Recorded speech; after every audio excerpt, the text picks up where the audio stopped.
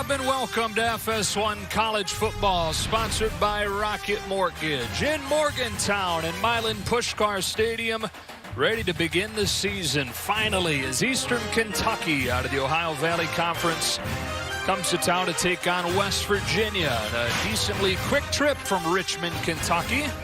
But a 5-hour trip into Morgantown as these teams face off for the first time in their program's histories.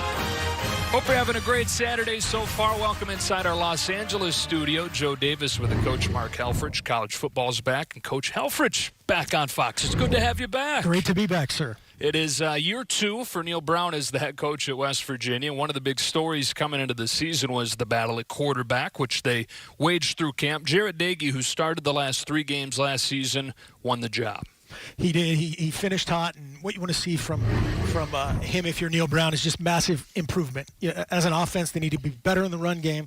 They need to be more efficient, better on third down in the red zone, and that starts with just being efficient. And you heard that word from multiple coaches this week, efficiency, efficiency, efficiency from Jarret Doege. There was news that just came down. You probably heard during the pregame show from Bruce Feldman. There are 11 players that have been suspended by West Virginia for violations of team rules in this opener, and significantly, Coach, 6 players off this offense that are big-time contributors. Definitely, and this just feels to me like a culture-setting mode here by Coach Brown. A great move, not major. He wanted to make sure it's non-COVID, but they're one-game suspensions and setting up the future. All right, we're going to get you to Milan Pushkar and the PA announcer, Bill Nevin.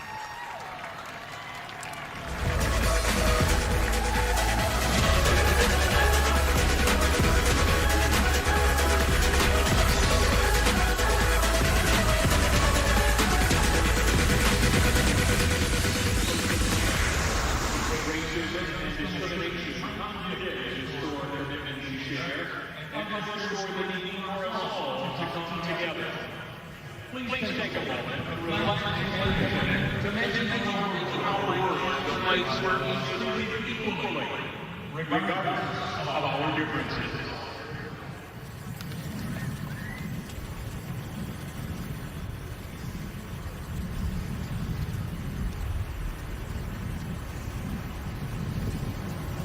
Thank you. So a moment of unity for these two programs.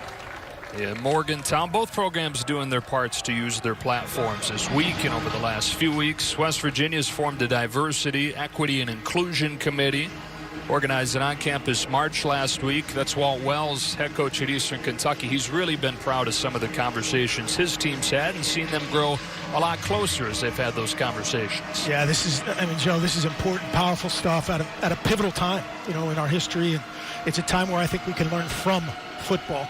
The game of football, the grind of football, it's a great equalizer. And I've always thought the locker room is the ultimate equalizer. Nobody cares where you're from. I don't care what color you are, how much money you have, none of that stuff. They just care that you're committed to the team. And, everyone's pointing in the same direction, achieving crazy things they could never do by themselves. And I think, society can learn from that a little bit. All set for football. West Virginia won the toss and will receive. So Alexander Wozniak sends it away, and off we go from Morgantown with a short kick taken inside the 5. And Winston Wright, who brought back a kick for a touchdown as a freshman last year, brings it to the 44, but a flag down.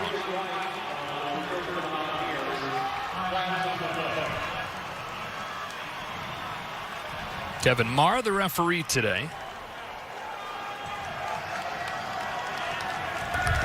During the return, holding, receiving team number 86, 10-yard penalty, first down.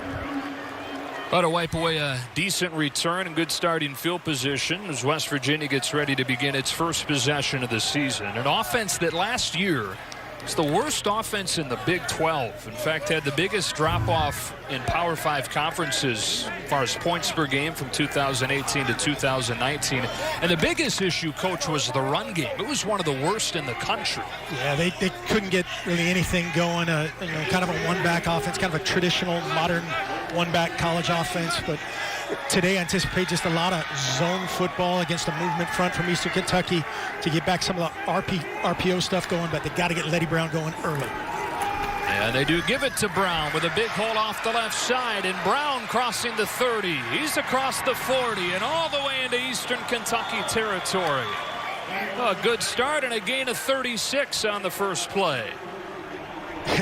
Couldn't be a better start here if you're Neil Brown, if you're a West Virginia fan, and seeing this inside zone play.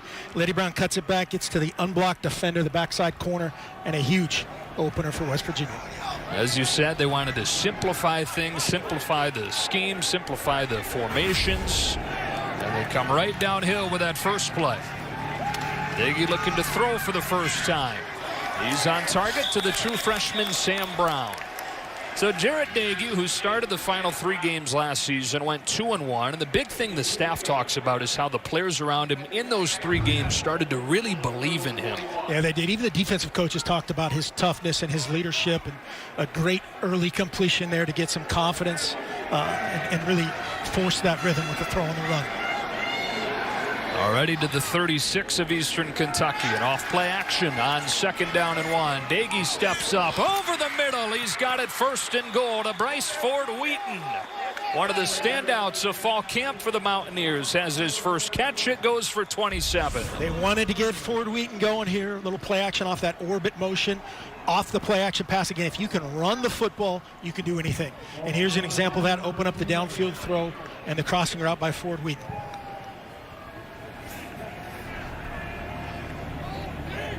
Doege 2 for his first 2. And already 1st and goal for West Virginia. An injured player here for Eastern Kentucky.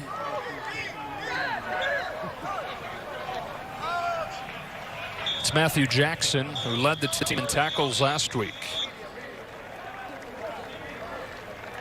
As they help Jackson off of the field, we'll take a break. 6 yards. Yeah, great job up front. This is a split zone play. They got a little back block by the tight end. And again, if you're a West Virginia fan, this is exactly what you want to see. Now, if you're Neil Brown, red zone efficiency is how you finish his drive. Yeah, it was something that was an issue last year for him. Obviously goes hand in hand with the lack of running game. Just like that, they've got it 1st and goal on the opening drive of the season. Second carry for Letty Brown. Straight downhill, touchdown West Virginia.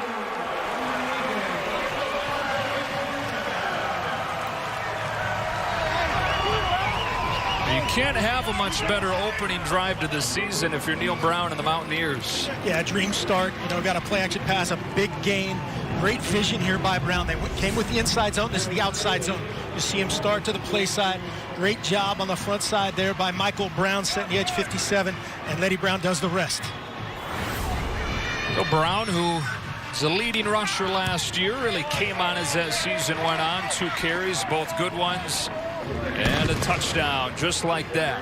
Well, he's their leading rusher, but he had just 1 touchdown last year. He's already matched that on the first drive of 2020. Eastern Kentucky's got it for the first time after this.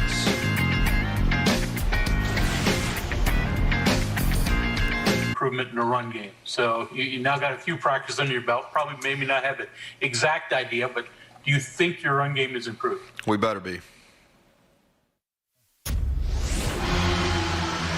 Pretty straightforward, and on one drive, it has been significantly better. Yeah, those 3 simple words, we better be. That's going to be kind of their mindset today, it looks like. Pound the rock with Letty Brown, get the inside, outside zone games going, create some play-action pass, and just be, again, the name of the game was efficient. We're at 82 yards in just 4 plays. And an early 7-0 lead for West Virginia as Eastern Kentucky gets ready to have the ball for the first time. Quentin Pringle brings it back. And the Colonels will start at the 26-yard line. Week 1 in that 59-0 loss against Marshall, they managed just 86 rush yards, only 80 passing yards. And the old coach cliche, if you make your biggest jump week 1 to week 2, they're really hoping applies. Yeah, they got a good chance to do it. Just a rough start last week, a 9-yard loss, penalty, and then a timeout was their opening drive. So Parker McKinney, near their quarterback, again, a guy that they just want to get going. Early completion, confidence building. Well, McKinney will toss it to Alonzo Booth, and he's stopped at the line of scrimmage by Tyke Smith. Part of this West Virginia defense that kind of looked at fall camp as more like spring ball, having not had spring ball, really focused on the fundamentals, but extremely good up front with the Stills brothers. Darius Stills, the preseason player of the year in the Big 12. There's a lot of competition at linebacker right now. Smith made that first tackle. Sean Mahone in the back end, the leading tackler last year. On second down, straight ahead comes Parker McKinney, and he gets stopped by Dante Stills. Third down coming up. Just a little read power here. The quarterback's going to read that right side defensive end. The end got wide. He kept the ball, kept it vertical in the A gap.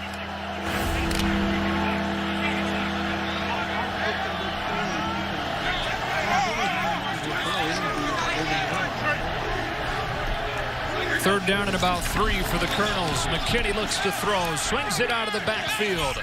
And right near the marker, Tyke Smith getting the stop on Tyrus Dickerson. Looks like a little bit short. We'll see where they spot him. It is short, 4th down and 1.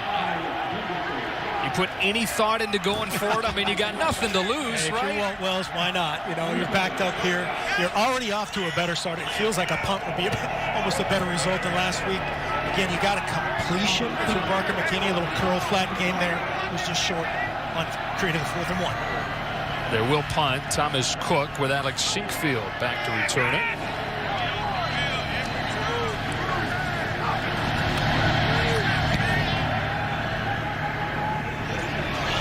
Fair catch on the line drive punt at the 20. Letty Brown in this West Virginia offense. A touchdown on 4 plays on their first trip back out there after this break. 7-0 West Virginia. A touchdown on just 4 plays on that opening drive. Eastern Kentucky's defense trying to get things going, coming off a game where they gave up 627 yards to Marshall in that 59-0 defeat. Very young, inexperienced group. The 1st and 10 from the 20 coming for West Virginia.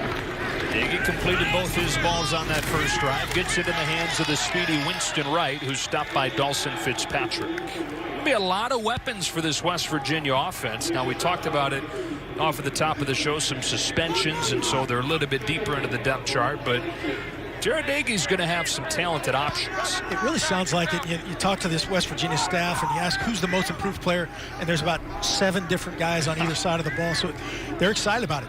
Winston Wright, who had that catch there, was one of those guys they liked.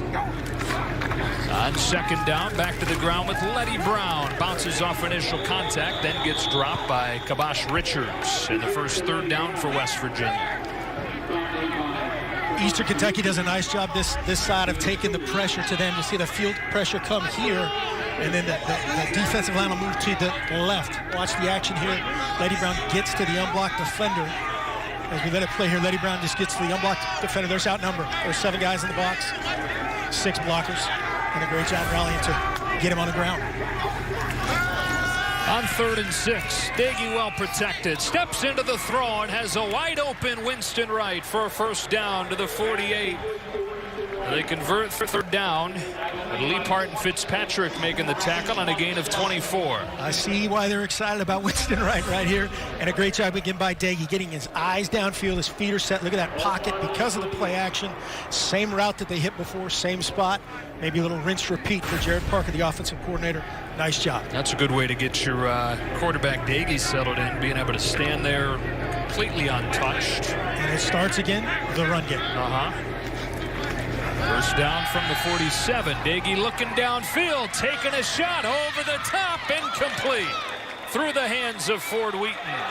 Fitzpatrick came over there at the last moment. First incompletion of the game for Daggy.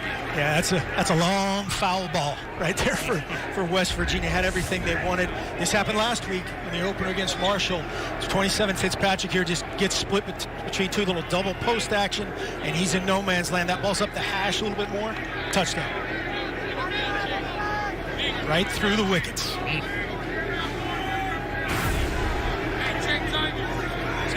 If you're Ford Wheaton, you got to make that play for your quarterback. If you're the quarterback, you're taking responsibility for keeping the ball at the hash.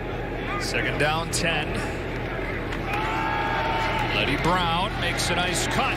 Bounces to the sideline. He gets a first down to the 40. He's one of the guys that you talk about them saying there's so many guys that feel like made big improvements during fall camp. Letty Brown right near the top of that list. And they said he's turned into a very good practice player over camp. Yeah, Chad Scott, the running back coach, was committed to getting this guy right with his, just to get his eyes and his aiming points. And you see he gets, again, to an unblocked defender. They're really outnumbered right there. Defensively on the chalkboard, that looks good. That's just physics up front, West Virginia against Eastern Kentucky. Already 63 yards for Letty Brown. He swings out of the backfield here and opens up a window across the middle for the first career reception for Reese Smith, true freshman from Danville, Kentucky. Nice little base concept right there, curl flat concept, really the same thing that Eastern Kentucky ran on that third down, taking the nice completion over the ball and sets up a manageable free playbook second down here for West Virginia.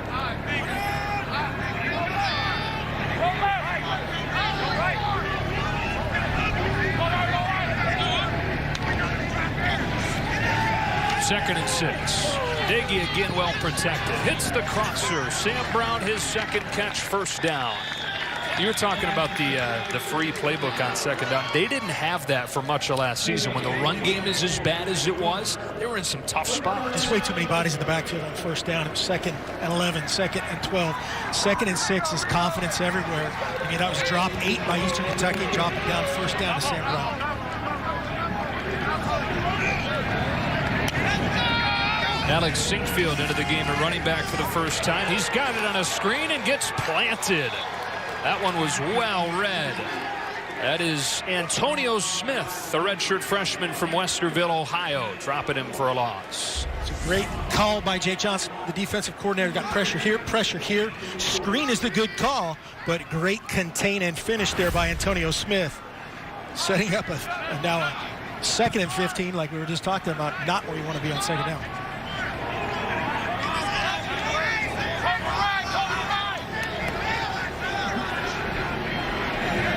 Diggy's completed 7 of his first 8. On 2nd and 15. Might be a free play.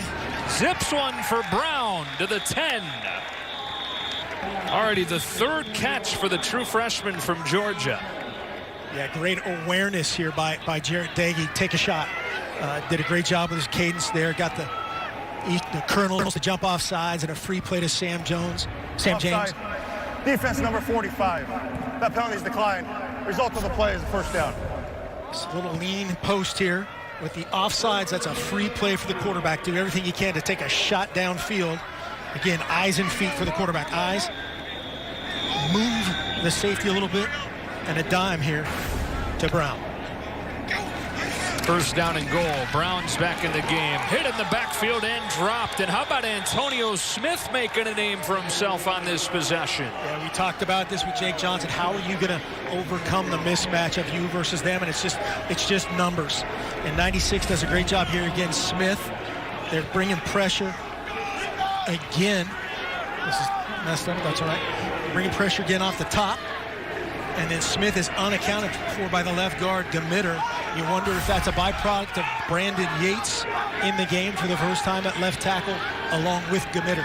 Yeah, with 2 suspended offensive linemen for this opener. Diggy back to the air, out of the backfield, Letty Brown makes a man miss inside the 5 and in for the touchdown. His 2nd of the game already.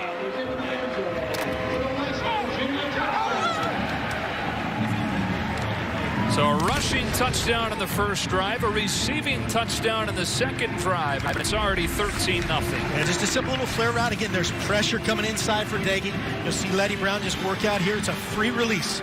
There's only 5 protectors. There's built-in hots, and that's one of them. Makes the defender miss, and then does what he does best right there, finish and show the pipes. Staley's extra point is good. 14-0 West Virginia. Now the 2nd season under Neil Brown, off to a great start. The offense clicking. Letty Brown, couple of touchdowns already. Letty Brown, 5 carries, 58 yards and a touchdown, and he set a receiving touchdown as well. 14-0 in the blink of an eye for the Mountaineers. So good to have college football back. The Milan Pushkar, for the most part, empty today. There are some family members in attendance. It's a scrimmage crowd. Friends and family. Right. Scrimmage crowd with a little more on the line here in the regular season. There's a flag down as Davion Ross has a seam, and Ross has speed to hit it hard with another flag flying. He's going to take this one to the house, but we'll see if it holds up.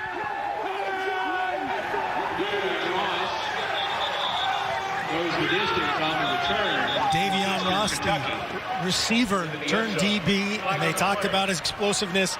Unfortunately, it looks like this is going to come back. And if you're Eastern Kentucky, you know, a game plus now looking for your first points of the year, you're saying, no. It's just a gut punch when you look up and you see that flag, and especially under these circumstances, you feel for Walt Wells. There's multiple flags, so they'll get this sorted out.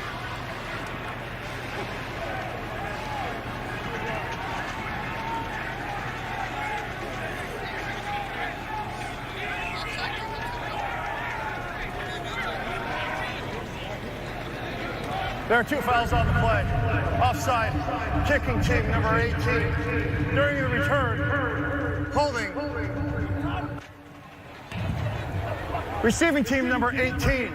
Those fouls offset, will re-kick. Man, and so the first flag you saw was actually on West Virginia. White C, maybe. Oh, wait, it's on the kick is when this will take place. Down here. So right down here at the bottom. Yep, just across the 35-yard line. And then a hold, and Walt Wells really letting the official hear it. I mean, there was a lot of room for that entire kick return. You wonder if it was one of those where it makes it hurt even more, where you didn't need the hold to break it. There was a huge crease. Yeah, they had it split right down the pipe. Just a middle return is what that's called. And there was a lot of middle. Yeah. Deep breath, and he gets to try it again. And you're right. We got to see Davion Ross's speed, something they were blown away by during fall camp. We give it another try. And this time he gets drilled shy of the 15. Alonzo Adai on special teams makes the tackle. Just a gut punch here if you're Eastern. A huge momentum swing, 80-some yardage difference, point differential. Gets Adai, and the Mountaineers defense fired up.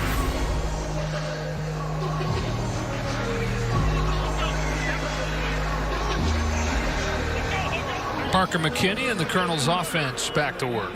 Already down 14-0. First down from the 13. Here comes Tyrus Dickerson.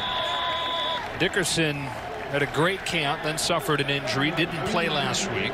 But the guy they call Juice has had a couple early touches. They don't call you Juice unless you can really make some moves and make some things happen. Yeah, nobody ever called me Juice for some reason there, yeah. Same perimeter read power play they ran before. Nice game.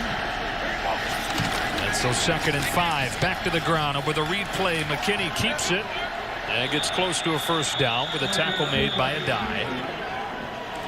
Yeah, just a nice little scheme here. They got a read counter and then an option going out the other side. So McKinney comes up. He's going to read this defensive end. You'll see pullers here. And now we're going to run an option out to the field. There's his option key. Pitch it. And that would have been a better outcome for Mrs. McKinney. Spot him just short. It's 3rd down and less than a yard. And I don't know if he got it as they went back to Dickerson. And he got shut down by the strength of that West Virginia defense up front with the Stills brothers and Jeffrey Pooler. She comes out of the pile with a ball. 2 drives and 2 4th and 1s for Walt Wells. Yeah, backed up 4th and 1s. Walt's just working him about that kickoff return penalty, but just a tough matchup inside here for Watkins, Johnson, Bardall against the Stills brothers. And line of scrimmage being reset there on 3rd and short. Second punt for Thomas Cook, who was a Division II All-American last year. Flag down.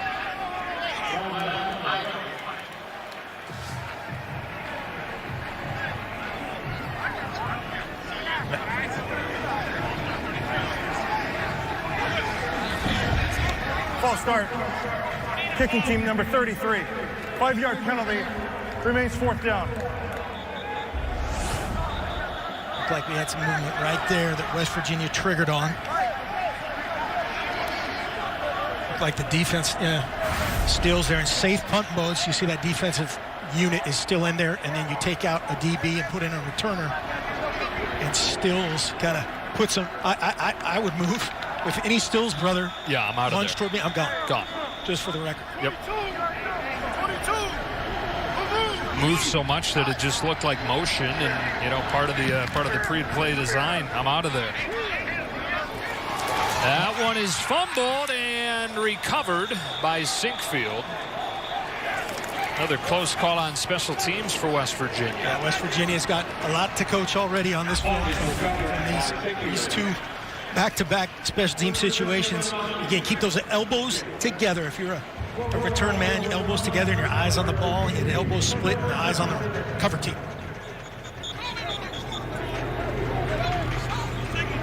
Dodge the bullet.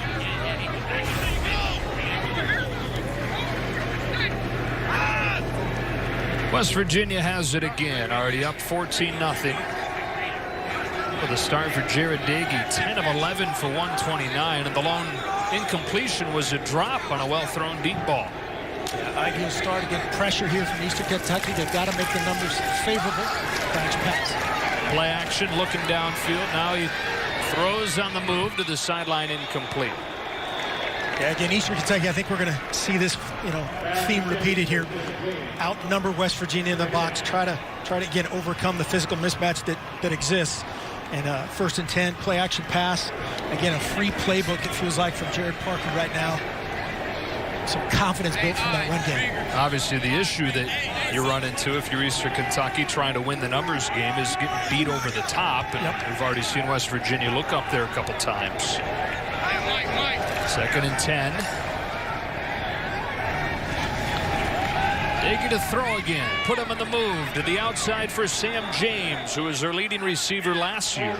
Honorable mention all Big 12. Got pushed out of bounds by Alante Leapart.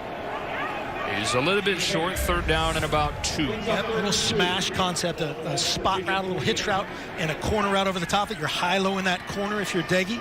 He has his hips open. Throw to the low guy. Simple read.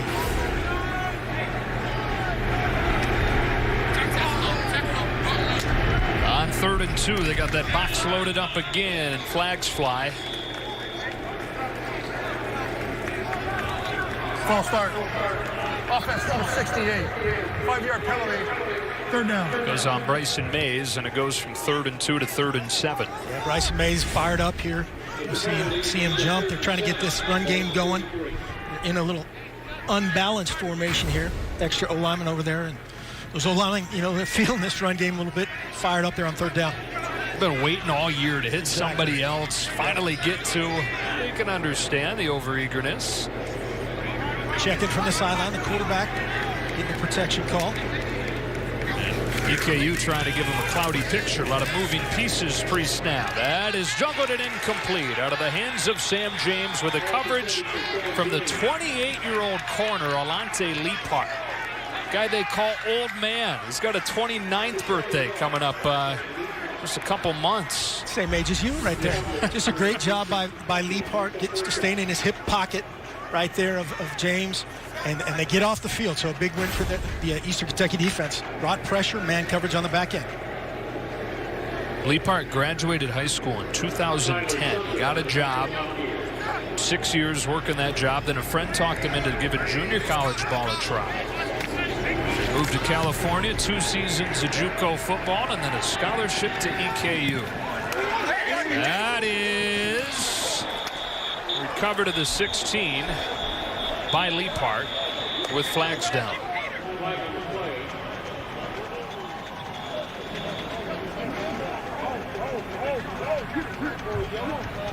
I don't think it was a fair catch, an opportunity to catch the kick technically. The flag was out earlier.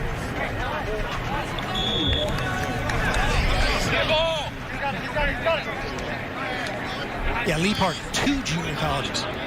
All conference at 2 different junior colleges. Yeah, so he finally decides to make the jump, go to school, and all conference at Mendocino, and then they drop their program. And he has to move to another junior college, all conference there as well, and gets a scholarship at EKU at the age of 27. Remarkable story. Yeah, Mendocino College, beautiful, by the way. Yeah. Little wine country action, beautiful view. Be easy to get distracted from your studies there. Mendocino, I'd have no chance.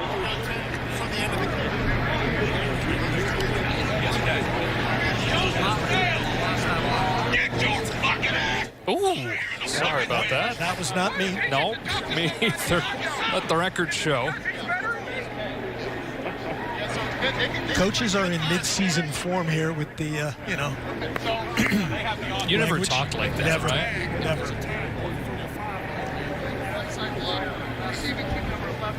I believe we heard a blindside block there. Mike's picked it up, among other things. Yeah, I was going to say, that's not what I got. The holding on the kickoff return. Nobody talked to me. Not one fucking person. Not one person. Wells fired up.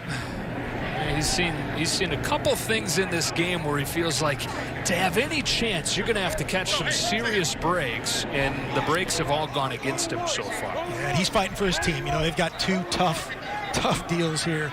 Tough matchups back-to-back with Marshall and West Virginia. He's fighting for his guys. On the play. Personal foul, blindside block. Number 11, kicking team. Kick catching interference.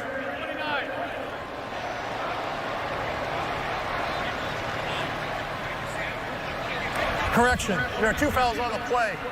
Personal foul, blindside block, receiving team. Kick catching interference, kicking team. Those fouls offset, re-kick. Why not? Exactly.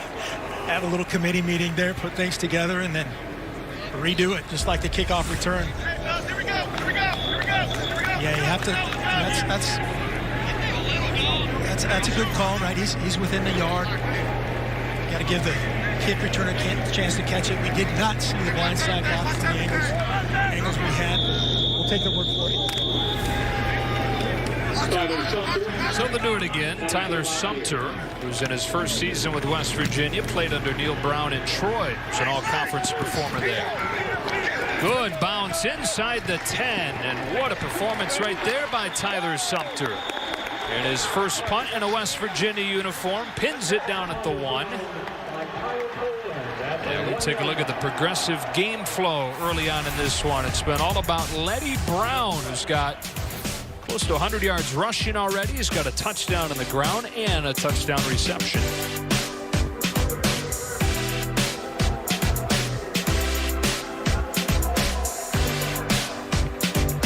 And during our game flow, there was another flag.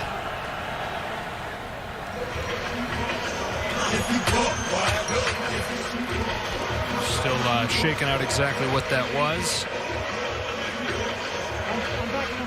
How about on your side of the Los Angeles studio? Could you see what the flag was? I had the east side of Morgantown covered, and I did not see it. Actually, the flag fell on the west side. I didn't see it. Joseph Sales, 11. That moves them back about a foot out of their own end zone. Well, when you're backed up like that, it's a good thing you got a running back whose nickname is the Bus. Alonzo Booth is 6'1", 265 pounds. Just lean up.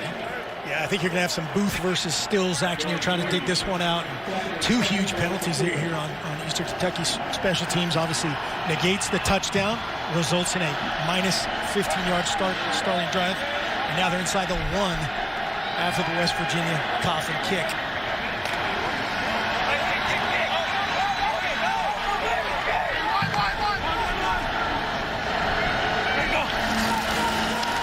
Fake to Booth. McKinney to throw. To the sideline. That's hauled in, and a first down reception for the UConn transfer, Keon Dixon. Nice job by McKinney here, and a great job up front by these guys managing the pressure. You've got a twist here by the Stills brothers, and they pick up the game nicely. McKinney puts his foot in the ground and converts. First down of the game for EKU. Some breathing room after the drive started at the 1. The 19-yard line on the replay. McKinney with a stiff arm.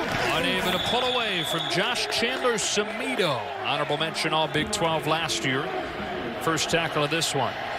Chandler-Samito, another guy that is on that list of guys that they're expecting big things from. Again, zone read option there by Eastern. McKinney read it correctly, and then Samito was the unblocked player. Chandler-Samito.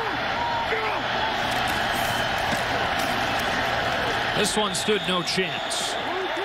Booth lost a couple of yards. Yeah, they're trying to come back with that same play they ran before, and the Stills brothers had enough. It's kind of a wrecking crew action there by the brothers. Darius 56, preseason Big 12 Player of the Year. Dante 55. He was second team all-conference last year. Both those guys had 7 sacks. One of the best D-lines in the country. On 3rd and 10, McKinney in a collapsing pocket goes down.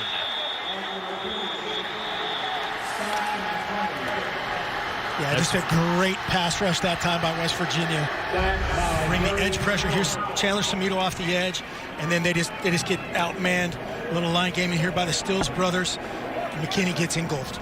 Vandarius Cowan, Alabama transfer, had the knee injury early on last season, missed pretty much the whole year. Comes up with a sack, ends this first quarter. Dominated by West Virginia. 14-0 to the second in Morgantown.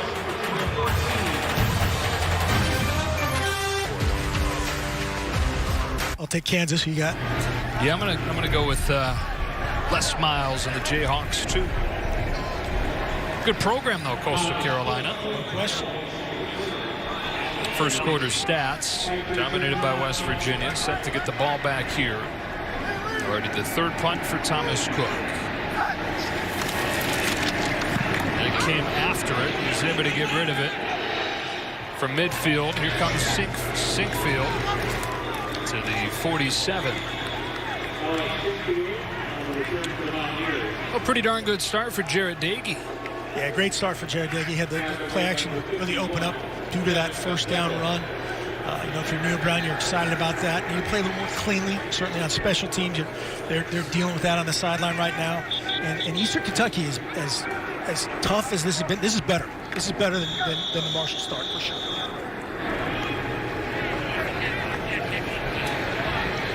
Dagey winning the job in camp over Austin Kendall. Referee took over the job late last season and really played well.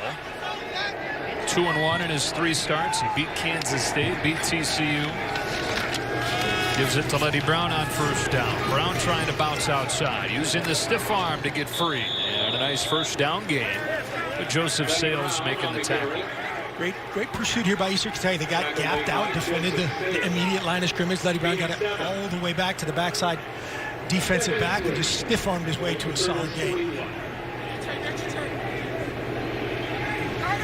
Brown already 65 yards on 6 carries. It's an offense that last year averaged 73 rushing yards per game. Brown in the season had 367 to lead the team. The motion man is right. They give it to him. Trying to get around the edge, but cut down. And Joseph Sales back-to-back tackles. Nice job again by Eastern Kentucky trying to just create some pressure, create some edges for these guys. And Sales comes out off it. You see the pressure here. Here's Sales. He's going to come out of his safety position after the blitz to really cover 15 in this picture. As Dagey gives the ball, he comes off the block. Great play. Sales. Makes it 3rd and 7. 8 men standing for EKU. They bring 5. On the ground, here comes Letty Brown. Got a block and got a first down inside the 35. Matthew Jackson brought him down.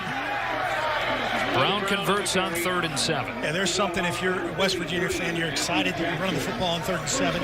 Maybe a go-for-it situation in positive territory. But they do a great job on the perimeter, finishing out here to get Letty Brown around the edge and convert. 3rd and 7, West Virginia. James Gamitter leading the way there from his left guard spot. The new dad, James Gamitter. Daggy down the sideline. That is caught for the touchdown. Sam James. 32-yard strike.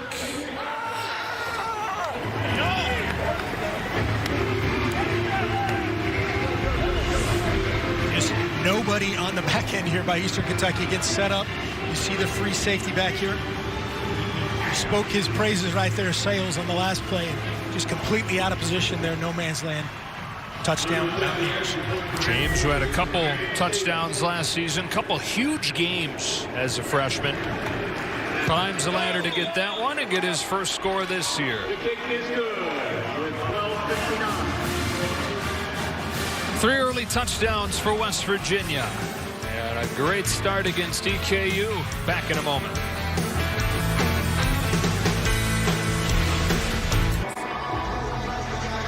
Great action here. Daggy to James for the touchdown. This is a quarters beater. They're going to beat this safety with an eyes flash across his face and a great lean post here by Sam James. Spins the corner.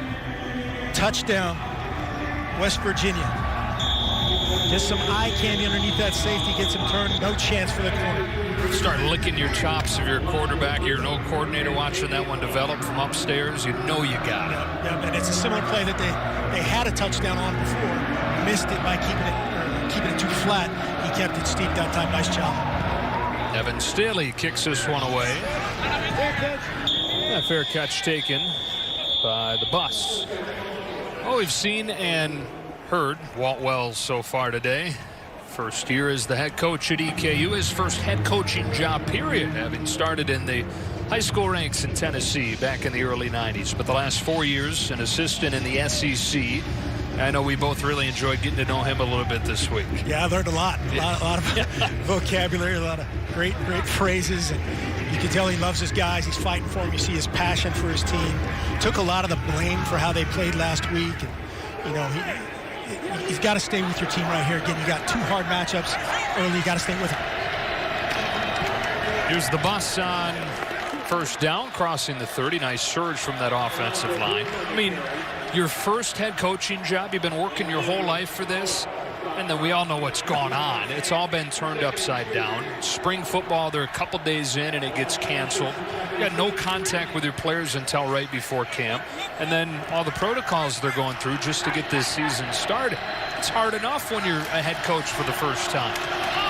Here's Booth again. He's got a first down and runs hard, crossing the 40 and then some to the 48. Alonzo Booth with his biggest gain of the day. Yeah, great finish here by Booth and a great start to this drive. A little split zone that first play, and then a little piece of their own here, finishing on those DBs. Look at that from the bus.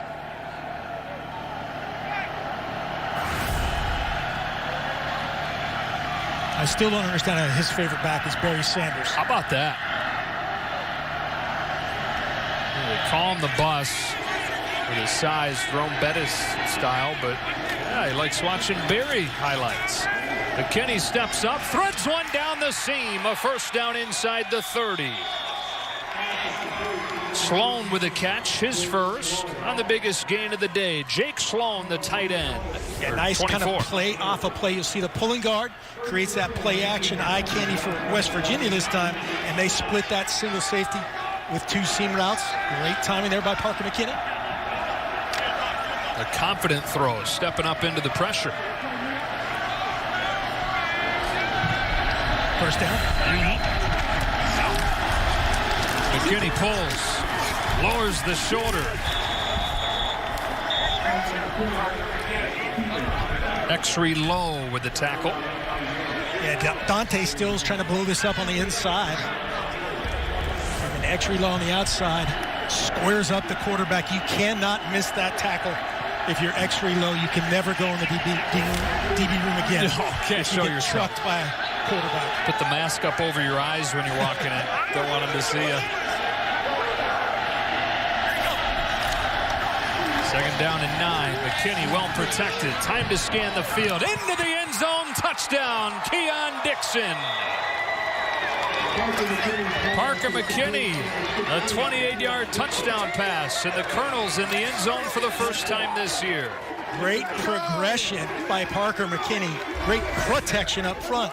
Got an old combination here, a little shallow cross game with a post over the top. Everybody covers the shallow, covers the drive route, and there's the home run ball over the top by Parker McKinney. And a couple really nice throws on this drive. On the board, the Colonels are on the board. The extra point is added. 21-7 after the Wozniak extra point following the Dixon touchdown. 5-yard touchdown drive for EKU, capped off with a 28-yard reception from Keon Dixon. Parker McKinney, who was coming off of what they said was his best week of practice so far. He's 5-for-5 with that touchdown pass. Yeah, you got to love the response by the Colonel offense right there. Got Booth going. That physicality set up again, the play action pass, and then the protection. I can't say enough that right now against that front from West Virginia. That's a great job at East Kentucky front. Yeah, you're obviously going to have mismatches anytime it's FBS against FCS, but probably the biggest mismatch on paper is the EKU O-line against the West Virginia D-line, and they've held their own so far. Winston Wright on the return for the Mountaineers to the 25.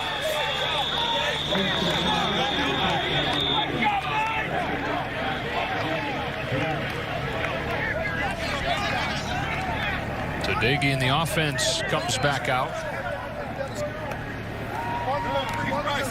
Daggy started his career at Bowling Green. He was a starter every game as a freshman and a sophomore. Put up big numbers there. Transferred in prior to last season. And even though he started the final 3 games, he was still able to preserve his red shirt. With a red shirt rule, you can play 4 or fewer. Still keep the year of eligibility. The best thing he's done so far is always talking about deliberate eyes and feet with the quarterback, and he's much better. In the quick game to the outside, there is Sam James. It's 9 on first down. It's great minimum timing, great route concept. As you said, the quick game, easy completion, easy outside in progression for the quarterback. He's on time and in real. 2nd and 1. I could call this one. Yeah, a little easier on the play caller. First down goes well.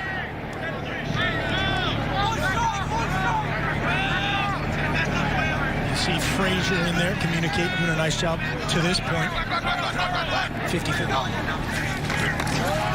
Sinkfield on 2nd and short. Waited for the hole to develop. Sprung through it. First down to the 42.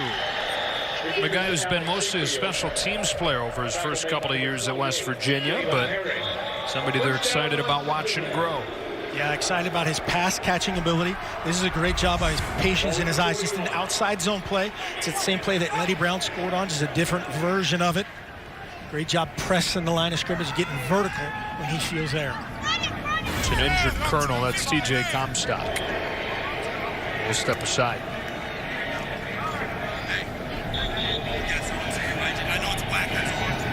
Nealon, 149 victories, most in school history. College Football Hall of Famer. Went in 2005. Great football coaching. Major Harris era, Fiesta Bowl. Gotta love those face masks right there. Oh yeah, face mask with the jerseys tucked up to be able to see the abs. A handful of people, family and staff members scattered throughout. And they've not closed out the option of having fans in there at some point later in the season, but taking it 1 week at a time right now. Confident throw across midfield and a first down inside the 45 to Sam James. Great job being here by Daggy, reading the defense. It's a drop 8 situation here by Eastern Kentucky, and it seemed like they wanted to kind of challenge Daggy to find these voids in the zone, and so far he's done just that. Gain of 16 there. Daggy 12 of his first 15, 153, facing a blitz here. They run away from it. And a big hole for Sinkfield. Alex Sinkfield lowers the shoulder to finish the run, crossing the 15. Great job by Sinkfield. Again, the bounce that comes up because of the pressure. You'll see the pressure coming from the field. We got a back block again by the tight end, and then Sinkfield does the rest. They throw it on first down and quickly chopped down by Joseph Sales of Sam James. Hard part for Eastern Kentucky here. They're just trying to guess. They're in that guessing game mode of drop 8, okay, to stay alive, to kind of slow bleed versus create some pressure and stop the run. Guessing and now gasping. See hands on the hips there for Sales. West Virginia going quickly.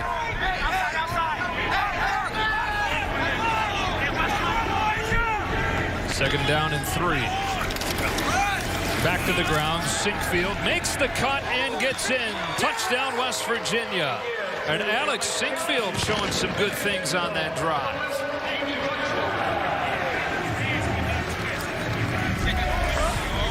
Great job here up front again. Just a full front side zone play. Sinkfield's going to press it, cut it back, and just physics up front here and determination and finish here by improved West Virginia run game thus far against Eastern Kentucky. Now they're over 100 yards, Coach, already after averaging 73 per game last year. They're loving that. You see just a bunch of variations of inside, outside zone. They're trying to keep the scheme simple for these guys, which is smart in this opener.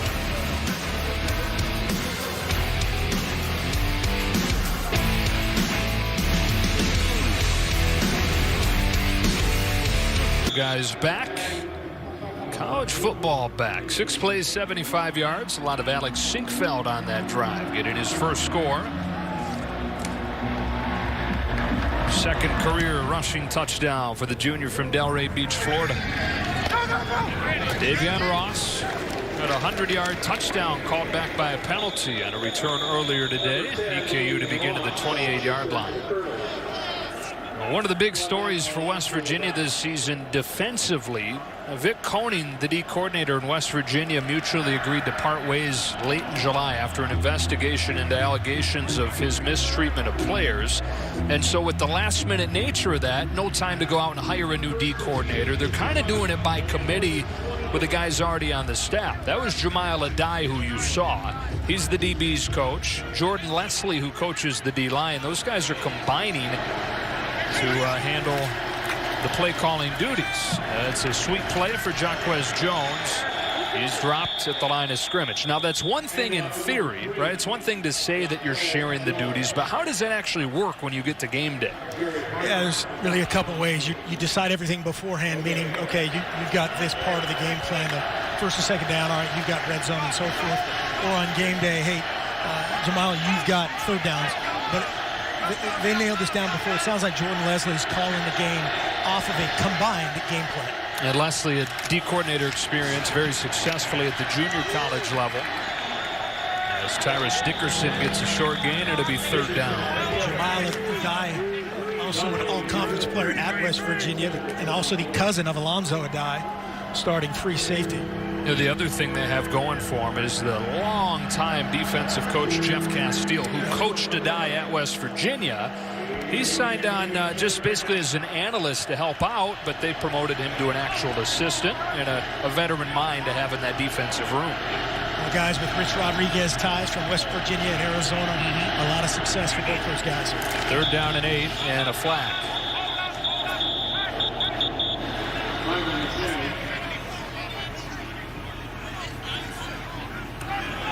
False start.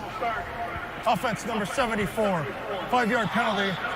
Third down. Left tackle Peyton Collins. Yeah, Peyton Collins just got a tough duty there on third down, trying to get a little head start.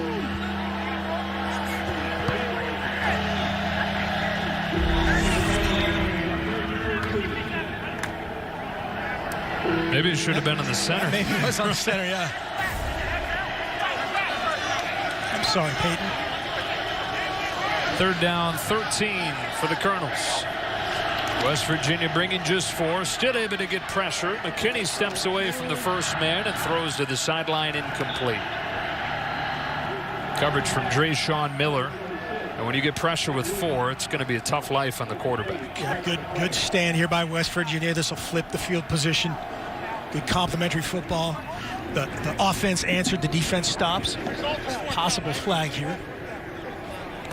There is no foul for holding. Result of the play is fourth down.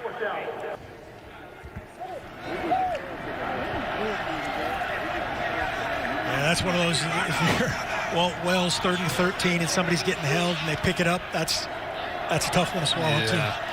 It's probably felt like that kind of day, that kind of season so far for Coach Wells. Thomas Cook has been busy, and so is Alex Sinkfield back to return it.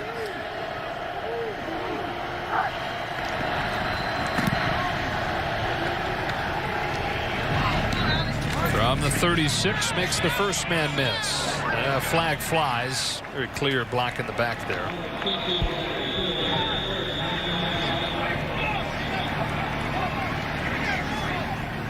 Yeah, these are those early season special teams penalties that happen every single year. You can't practice this full speed. That's why. You know, there's more block kicks, more blocks in the back. You had the blind side block. But you can't practice these things full speed. There's too many moving parts, too many bodies. That's the result. Does that make them any easier when you're standing there as the head coach? You know they're coming, but no. Yeah, you're not reminding yourself of that. Way, yeah. Like a block in the back by 24.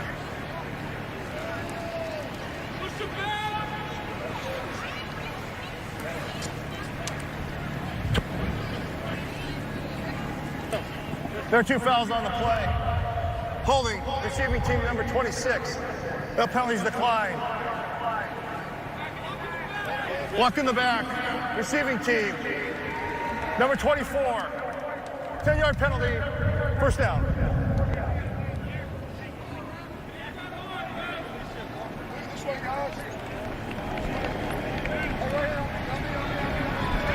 All right, so they take the 10-yard penalty. West Virginia back on offense. 6:28 left to go in this first half. And just about everything's gone right for Neil Brown's team so far. Boys ball.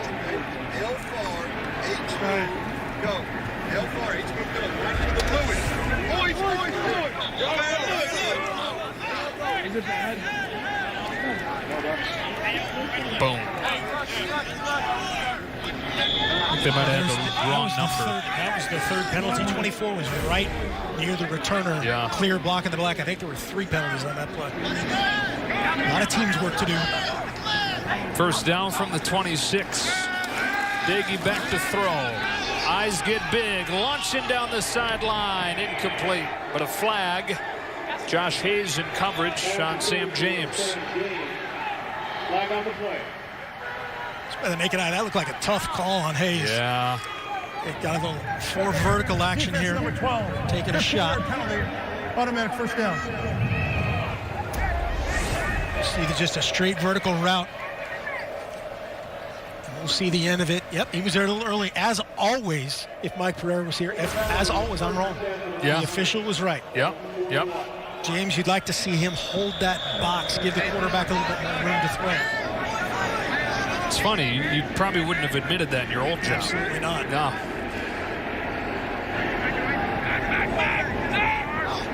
So first down from the 41. 8 in coverage. Diggy trying to launch over the top of it. Incomplete. Looking for Sean Ryan. Davion Ross the coverage. Back-to-back shot plays here by West Virginia, taking shots on the outside. Single coverage. They're exposing those corners. Davion Ross, who's the guy you mentioned earlier, converted receiver, just made the move to DB a few weeks ago. Yeah, a little mutual contact there, 10-on-10 crime, maybe. Yeah, Davion Ross, Wells had some great lines about him. You know, there's a lot of receivers that can't catch that are great DBs. Yeah. Said he wasn't real open to the idea at first, but since he's kind of embraced it, they're really excited about what he might be able to do. It's incomplete as they look for Ford Wheaton. And 3rd and 10 with Ross in coverage again. Yeah, this is a gimme here for Daggy. Just a wide open, easy completion. That's a layup line type of miss there. You don't mind getting a little bit of coaching tape, though, right? I mean, you got a 28-7 lead. It's week 1. You figure it's probably going to be a win. What can we learn from it? Yeah, exactly. Trying to expand his confidence. You know, almost try to get him here to maybe a no-huddle situation here at the end of half. There's still 6:11 left, obviously, so you kind of do a deal at this point. 3rd and 10. Pressure coming. Steps up into it and completes it to Sam Brown, but well shy of the first down marker as Josh Hayes, who's called for the pass interference at the start of the drive, gets the tackle. 4th down. Yeah, great square up and finish. Open field tackle here by Hayes. Great break on the ball to set up 4th down.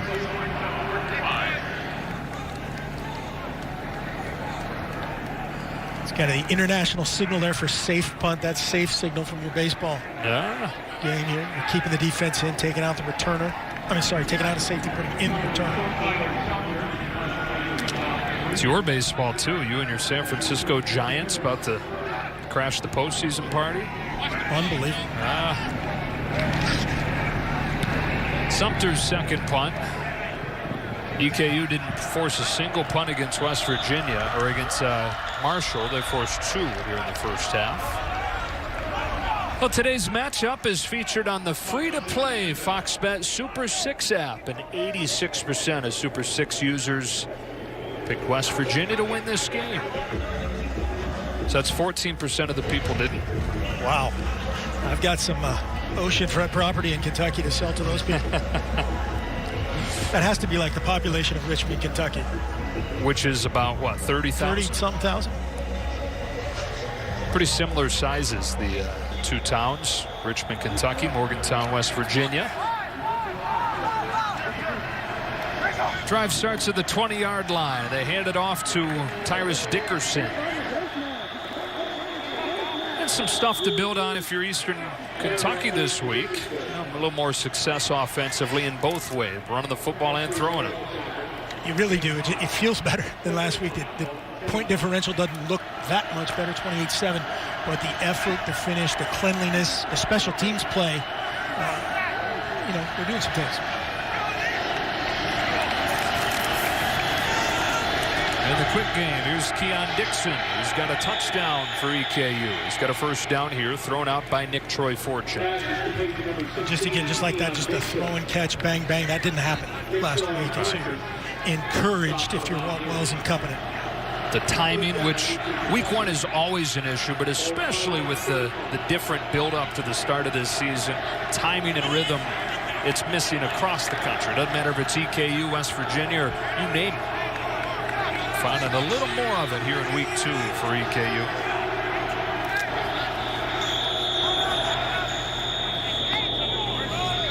Another flag down and another false start. False start. Offense number 74. 5-yard penalty. First down. And on cue, Peyton Collins, a little false start. So the cleanliness that we talked about, just not at play here. But these guys, all these guys, man, they know who they're blocking. They got to get a little head start to block the, the likes of the Stills brothers.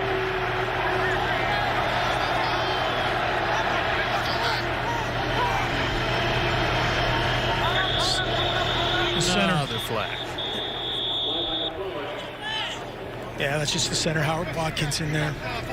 Again, trying to get they're doing a good job communicating up front. They're getting kind of aimed at the right targets. It's just a physics matchup at this point. Well, false start.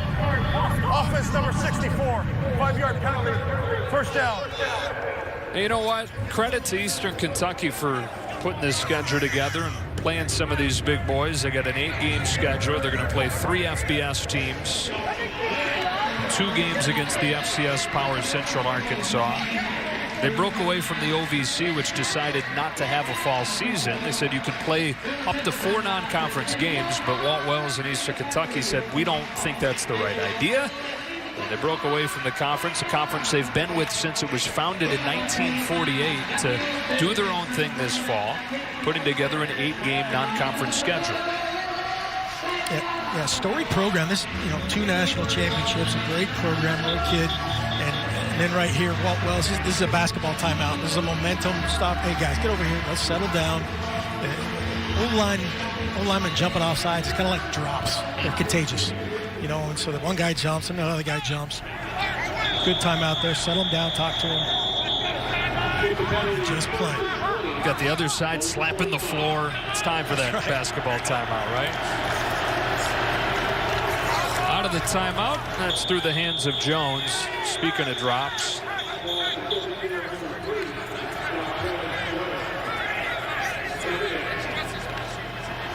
Yeah, just a bunch combination. McKinney had the spot route part of that and threw the covered flat route. Wearing the 18 of Peyton Manning. Parker McKinney's from Coalfield, Tennessee. Tiny town near Knoxville.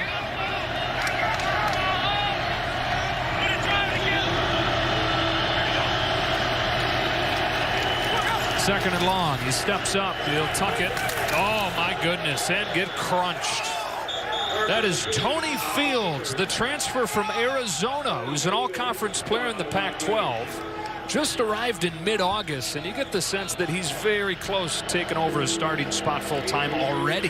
Yeah, they're very fired up about this guy. You can see right there, he triggers. Great decision by McKinney. He had nothing. Get vertical, get what I can, and then probably get down next time. Yeah. You can see, he got into that spot where he's like, uh-oh, it's too late to get down, and I'm in trouble. Timeout here by Neil Brown, forcing them to finish here 3rd and 16. Have some time, 3:37, now 3:46 left. Former Mr. Football in Tennessee, Parker McKinney. Not just the quarterback, but he was a star safety as well for Coalfield. Also notice his brother's name is Peyton. Spelled like Manning, P-E-Y. Yeah. You're from Coalfield, Tennessee. I think you have to have a son named Peyton. I guess so, and he got the short end of the stick. Parker. Is he second? It must be the younger brother. Yeah, I don't know. But yeah, you would think the first one got the good name. But he gets the number. He gets to play the same position. 3rd down, 16. He pumps short. He goes long down the sideline into coverage, and it was picked off by Alonzo Adai. Here in his West Virginia debut, the transfer from New Hampshire has the interception. Coach Jamal Adai said he made a lot more plays than Alonzo Adai, and he answered right there and made an incredible point. Parker McKinney pump faked and reloaded, and Adai triggered on the ball, then just made an incredibly athletic play. That's clean. We mentioned cousins with Jamal Adai, and not like distant cousins. These guys very close. Huge hole for Letty Brown. Letty Brown with a big play inside the 25. In fact, Jamal Adai said that it was like having a younger brother. Yeah, really cool situation there for that family. You can see the look in Coach Adai's face talking about him. It's good to be number 4 on back-to-back plays right there. Adai and then Letty Brown. And the 4 that Alonzo Adai wears, that's what Jamal wore when he was at West Virginia. Letty stopped at the line of scrimmage this time. Look back at that 34-yard gain in the first play of the drive. Just another little inside zone that bounces outside. Letty Brown, great job with his ball security. Worked the inside arm for the face mask. Already over 115 yards for Letty Brown. 115 on 9 carries. Play action. Here's Bryce Ford Wheaton making the catch. Inside the 10, stopped by Davion Ross. There is a flag.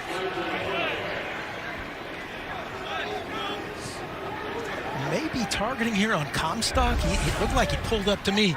They got a little short post, a little slant short post, whatever you want to call it. Settles in that pocket. That's tough. Yeah. Personal foul. Targeting. Defense number 5. Yeah. The previous play is under further review. Well, you may look at it and say he got his head to the side. That's only part of targeting. The other part of it is you can't go to the head or neck area of a defensive player. It doesn't matter if it's with your own head or not. And you would figure that this one is going to hold up. Looks like it, unfortunately. And Comstock knows it, and he knew it on the field. That's what's so amazing about these guys is they can make those adjustments on the field. It's really hard. It's really hard, but you got to coach it constantly. You can see him. He starts in the middle of the field, triggers back, and right there he goes, I got to avoid the head, and he tries to. He tries his best. Got to coach that out of it and just lower that strike zone. It's hard because the receiver comes kind of down into the strike zone. No doubt. Yep. Still, the onus is on the defender to avoid that kind of contact.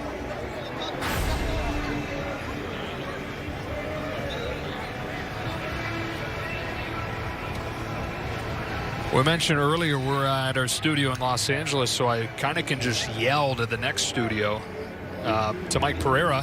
Hello, Mike. Hey, come in. Let's see. You're in there. Are you over there? Do I talk to you over there? Do you want coffee?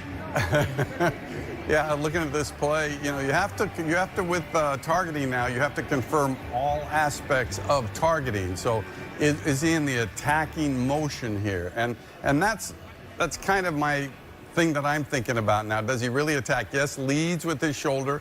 That receiver is defenseless. It's shoulder to the head area, but it is an attacking motion. I'm kind of one of those that doesn't think it's enough to stand for targeting.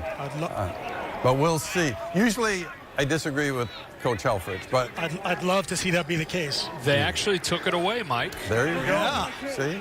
All right. So TJ Constop gets to stay in the game. It's also shocking that Mike Pereira looks flawless on week one. Yeah, right. Not shocking. Yeah. Oh, first down and goal. Letty Brown off the left side. He's in. Touchdown. His third of the game.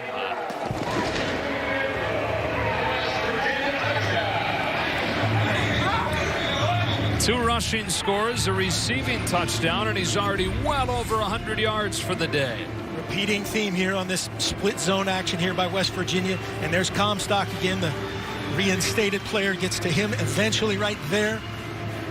Not even full stiff on there by Letty Brown. And career day thus far for Letty. Not right. Extra point from Evan Staley. Sneaks inside the upright. And Letty Brown, who had 367 yards all year last year, has 123 in the first half of the opener. Jack today. How good is that to see a college mascot right there? Uh-huh. Mascot with a mask on. A lot of leather. Musket. 35 of them. Letty Brown, 2 scores on the ground, a receiving touchdown as well. An encouraging day for this offense.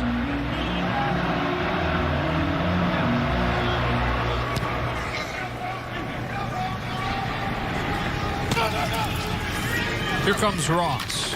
Much better kick coverage as this game has gone on for the Mountaineers. Ever since that gash, you can see they have a little conversation on the sidelines, boys. Well, tonight, Cody Bellinger and the Dodgers face off for the Astros, one of the most heated rivalries in baseball the last few years. Or other regional action, Indians and the Twins. It's all tonight at 8 Eastern, 5 Pacific on Fox and the Fox Sports app. As I am right now, your most talented partner, does that mean we do the baseball together too? Or you'll have to run that by John Smoltz. Both parts of that, I think. Who's that? Yeah. Hall of Fame, whatever. He actually called and he's a huge college football guy. Called and asked if he could do this game, and I told him no. So I think I got to stand up for him. Tyrus Dickerson swings out and gets 5 yards. Here in the 2-minute mark of this first half. And there's a nice use of timeouts there by Neil Brown to set up that drive. They'll probably try to turn it around here again and just get that confidence going as much as possible going forward. Oklahoma State awaits next. It's a good team. That's a scary Oklahoma State team. Dickerson again. That's incomplete. We'll talk about it more as the day goes on, but do you think Oklahoma State is better than Oklahoma? Well, I said arguably. Yeah, so are you making that argument? Anyone with a mullet would make that argument. Yeah. No, that's for sure. I think Oklahoma still, holds the con right now. But a conversation at least. Oh, for sure. And Texas in there as well. They're waiting for Eleanor to break through. I mean, Oklahoma State is loaded with talent at the skill positions offensively, and they bring back 10 starters on defense. 3rd down and 5. That's incomplete, off Booth. Well covered there defensively. They matched that route perfectly. Ooh. Some extracurriculars here going to draw a flag. Dante Stills was in the middle of that. Yeah, that's the last thing you need here for West Virginia to get involved in this. Just walk away. Yeah, it looked like Dante Stills involved the most there. Looked like he was getting held to me.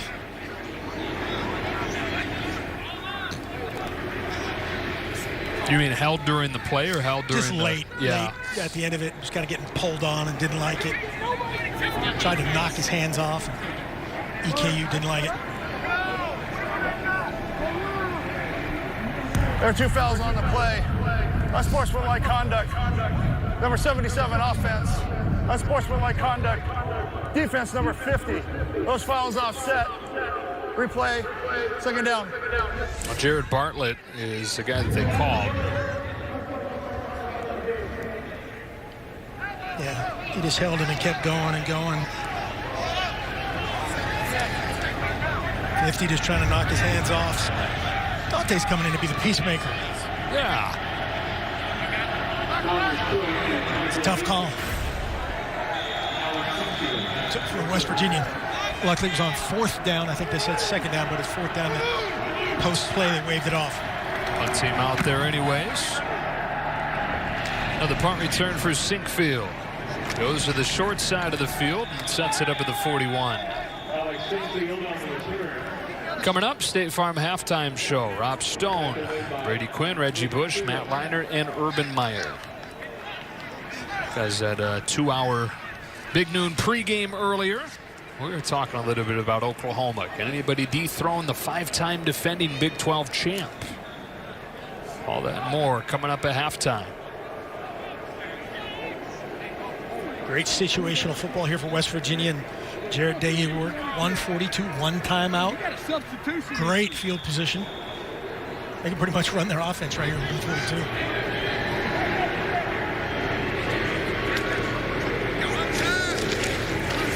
A bubble on 1st down to the freshman Reese Smith. 4-year starter at Boyle County High School in Kentucky. Had more than 4,000 yards in his career there. Also intercepted 26 passes in his high school career. Yeah, that's an amazing number. Right? I saw that. I think I threw that name at that. There's a flag. There is no foul for holding. Clock operator, please reset the game clock to 1:34. There is no flag. Yeah, the West Virginia receiver, they're locked up with kind of the alley player who made the play. They had the numbers there to get outside. Looked like Reese Smith had some room.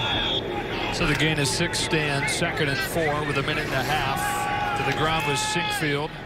Alex Sinkfield gets a 1st down and then pays for it. Javari Anderson, a UCLA transfer, delivers a blow there. Yeah, great pursuit by Anderson. They were in a drop 8 move right there again defensively. And then they trigger with the eyes. You can see 14 Anderson lowering the boom there. Again, lower that target if you're Anderson. Anderson playing his 1st game at Eastern Kentucky. Had a shoulder injury that he was rehabbing. And see the brace there on his right shoulder. Held him out of last week's game. Bet he pays a lot less rent in Richmond, Kentucky. Yeah, you think? You can move anywhere in the world out of Los Angeles, around UCLA, and pay less rent. Gain of 1 on 1st down, 2nd and 9.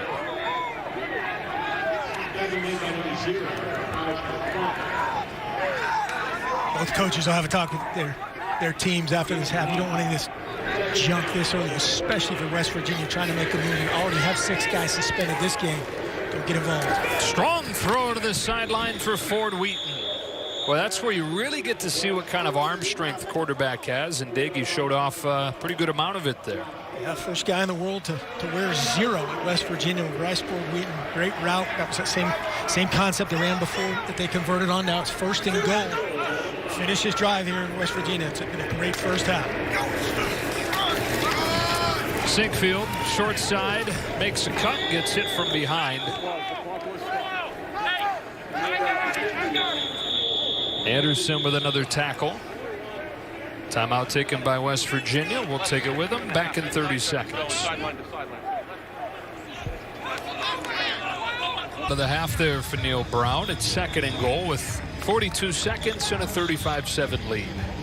If you're a West Virginia fan, don't forget about this guy. Yeah. Might be in this game, might be in the future. Garrett Green, highly touted freshman, 5'11", 192 from Tallahassee, Florida. An elite athlete, was a SEC baseball and Major League draft type of guy in baseball. Chose to play football. A much more dynamic guy than anybody else on their roster. That quarterback.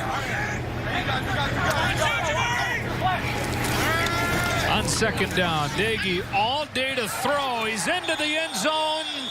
And did he catch it or did he drop it? Looks like that came out.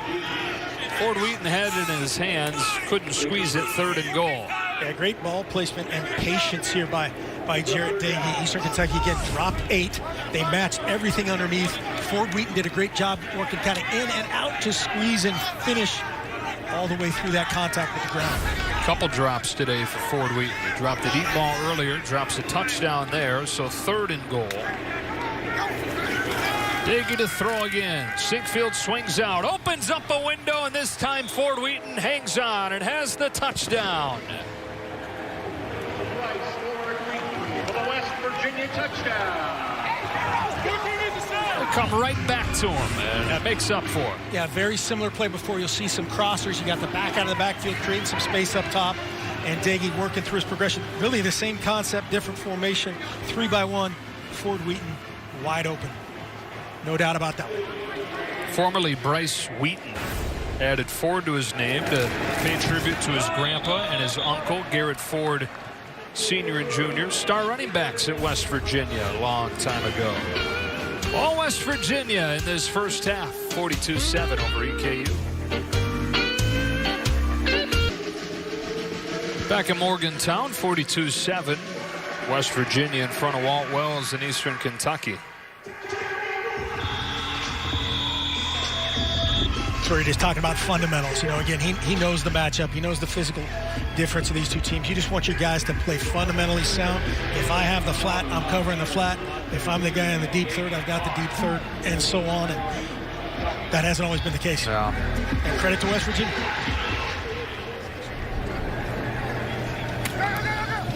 Well, he hesitated. Now he comes out, and that hesitation makes him pay a price. Tyke Smith, the special teams tackle. Millions of kids nationwide are without their normal access to sports and play due to COVID-19. That's why Fox Sports has teamed up with Good Sports to restore play for kids and the community organizations that serve them throughout donations of brand new sports equipment. Go to goodsports.org to learn more. Again, there are a small amount of family West Virginia staff in attendance today. In a little bit of an environment. Here is Alonzo Booth hurtling his way into the secondary for a nice pickup crossing the 30-yard line. Longest run of the day, 22 yards. Alonzo Booth has some active feet. Agility, we've seen the truck earlier. This is little Devin Allen, Olympic hurdler. Ooh. Different physique. Yeah, somewhat. Yeah. Similar hurdling ability. He says, I'll take that again and try this same bounce. Devin Allen wishes he could run between the tackles like Booth can, though. I don't think so. No, yeah, yes. He would. Wish he was equipped to. Yeah. That is going to bring this first half to a close. 42-7. West Virginia doing what they'd hoped they would do, taking on the FCS opponent. Coming up after this short break, we'll get you to the State Farm halftime show. For success, presented by Rocket Mortgage. Home loans that fit your life. Rocket can. Yeah, there's Letty Brown on the first play from scrimmage, getting it started after having 2 100-yard games as a team last year, 170 rushing yards. Sinkfield, I like this guy as well, lowers the boom there, 5'9", 193, low center gravity type guy. But you're loving that number, 170 on the ground. Letty Brown, 10 carries, 123 yards in the first half. That's already a career high for him. In the first half at 170 yards in this game. They only had 2 100-yard games as a team all last season. That's 10 yards a carry. I can do that math. That's Southern Oregon grad right well there. done. That's really good. And Neil Brown, we showed the clip early on in the game. Somebody asked him this week, so is the run game going to be better? And he said, we better be. It better be. And so far, so good. First half stats collectively, 398 total offense. Of course, you also got to consider the opponent. Eastern Kentucky undermanned severely. Yeah, and Eastern Kentucky, to their credit, those are really their last week's game stats right there. Very, very competent in that first half output. Those guys going to come out and play their tails off in the second half. Compete. That's all they wanted in this game, is to compete through 4 quarters. Didn't feel like they did that last week. So two really hard tests to open his time at Marshall, at West Virginia. They play the Citadel in 2 weeks. Play Central Arkansas twice. They do have another FBS opponent in Troy that they're going to take on, but then they finish against Stephen F. Austin in Western Carolina. As they piece together this schedule kind of last minute. This is actually a game that was originally on the schedule, but pieced it together around that. With the OVC electing not to play this fall in hopes of moving the season to the spring. West Virginia, the 10-game schedule, the 9-game Big 12 schedule, this one non-conference tune-up. They'll get things going against Oklahoma State in 2 weeks, with the entire Big 12 taking next week off.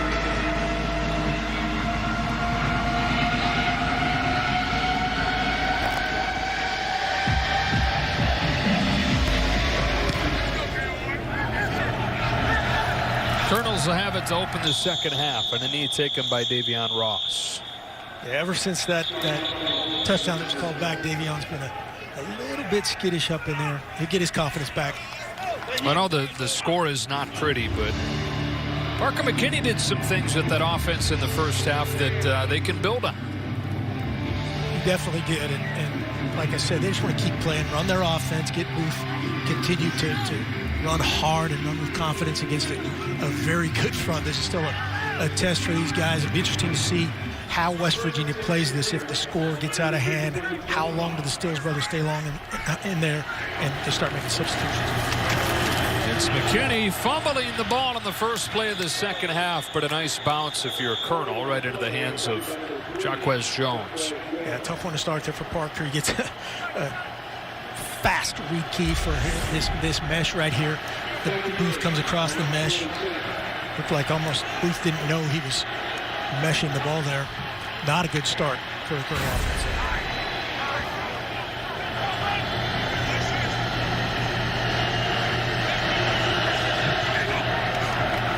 Second and 8. Booth hit in the backfield and dropped by Dante Stills. The staff saw some flashes of greatness from him last year. He had those 7 sacks, but they want more consistency out of him as he goes into his junior year.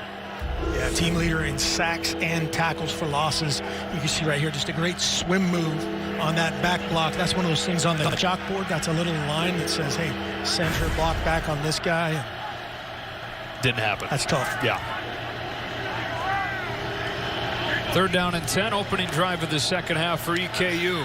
He's given time, but the coverage downfield solid. McKinney scrambles and throws incomplete.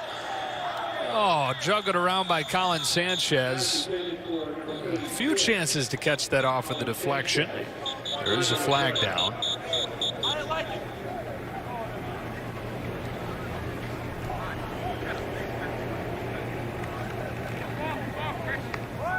Colin Sanchez had about 7 chances at that one. Yeah. Like a bar of soap. Walt Wells will tell us the call before it's enforced. We can just see it. You may just listen. Personal foul. Defense number 5. 10 penalties declined. Personal foul. roughing the passer, defense number 8, 15-yard penalty, automatic first down. So they get Vandarius Cowan. They also had gotten Drayshawn Miller for the personal foul. And the drive extended. Yeah, Vandarius Cowan, the Alabama transfer. This guy has some juice. The coaches were excited about him. Here he is. The call from roughing the passer, 1, 2, head down. They're going to call that every time.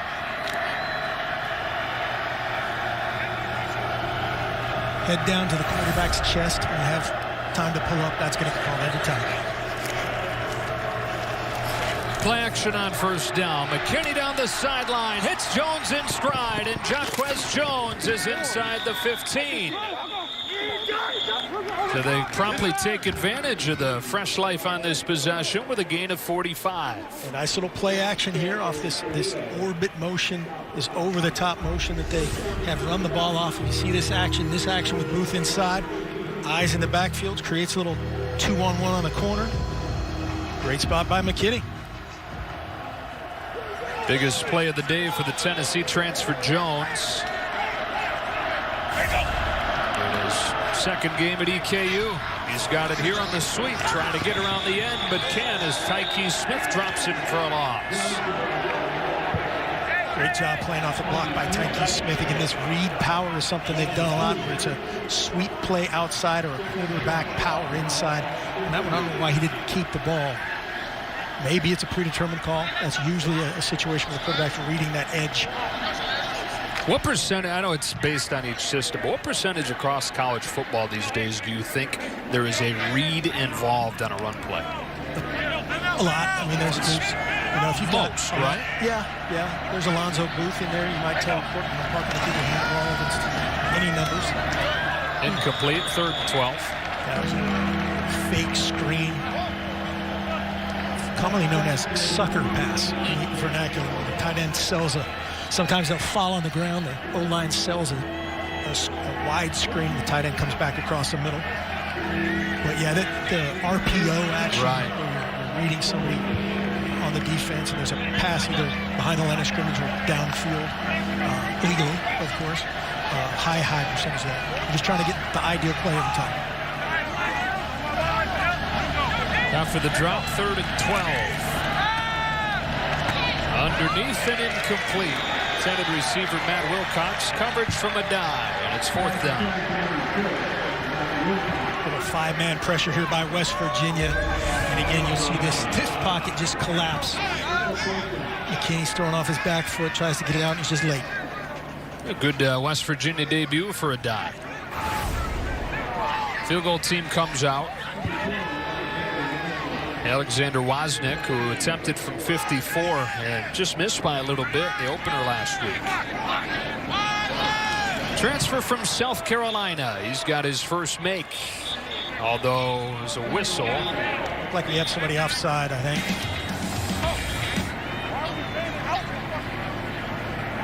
It's hard to see these flags from Los Angeles. Yeah, you need really good eyes.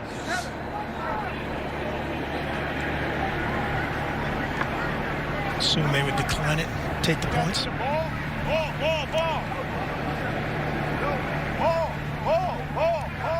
Offside. Defense number 11. That play is declined. Field goal is good. All right, so the call will stand, or the points will stand. Wozniak has his first make in a Colonel's uniform, 42-10.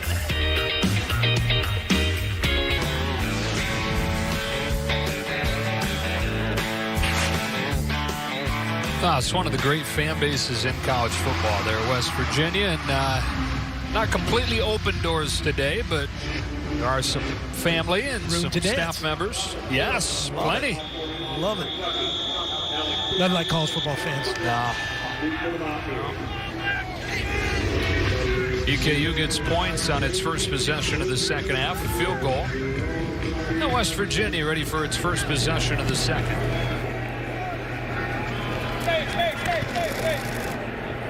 Corner there. Pretty good looking first half of offense. 398 yards for West Virginia, and they got touchdowns on 6 of their 8 drives. And it looks like we're going to start to see some of the backups. This is Austin Kendall who appears to be ready to open this second half at quarterback. He was part of the quarterback competition this fall after he started to begin last season. And the Oklahoma transfer makes his season debut.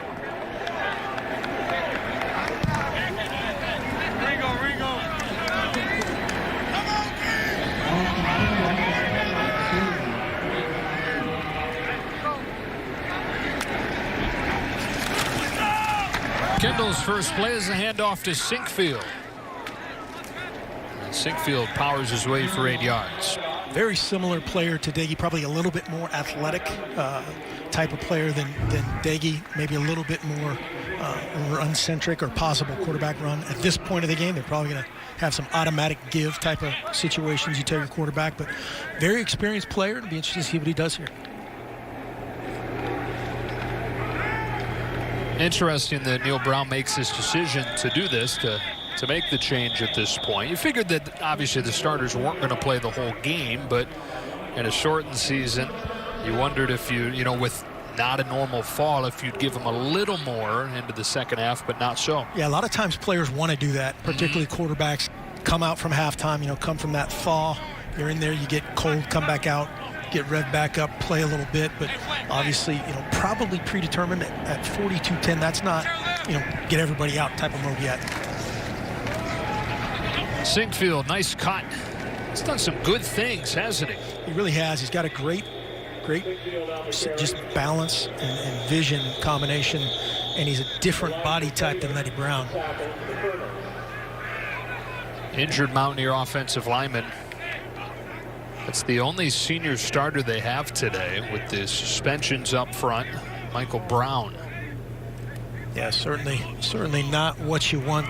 Eastern Arizona Community College transfer. Power at least.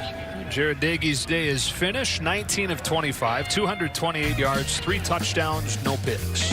Yeah, couldn't script it much better if you're Neil Brown and company. Get your quarterback some impact plays. Deep pass plays. Sam James there, the touchdown. There's the one to Ford Wheaton on a little shallow crosser. And a little celebration with your center.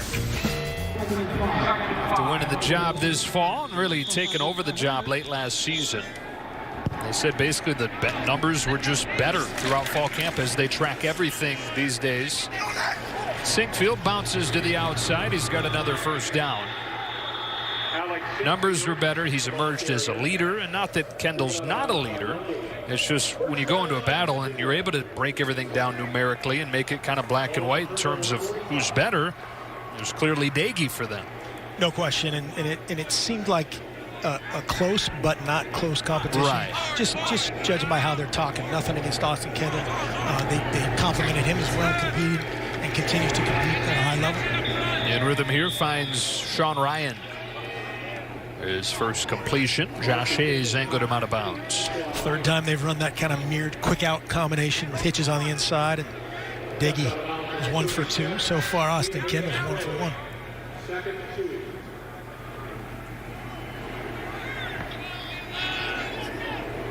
Get a sense here that they're maybe milking the clock a little bit, just a little bit, not making it obvious, but Jared Parker taking his time.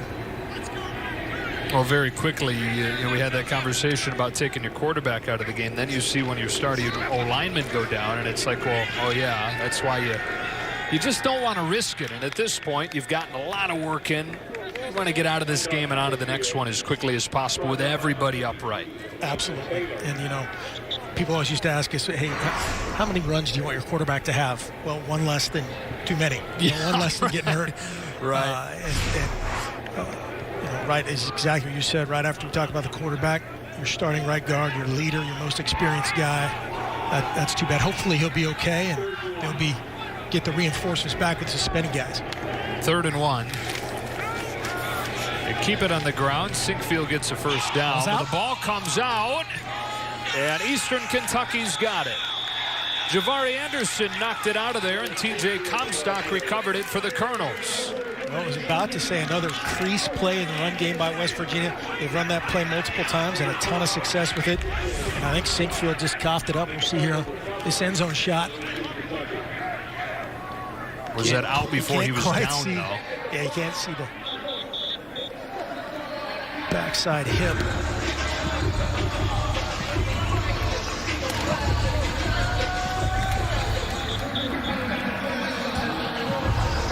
He's down. Yeah, like his left knee was down before the ball. I think the ball is turned, but not out of his control, right?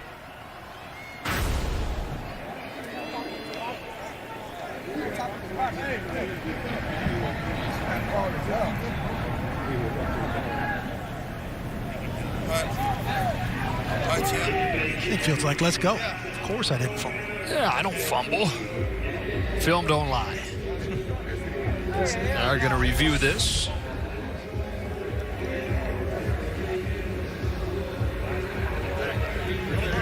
Tim England, the replay official today, taking a look at that. Right knee down before ball comes out.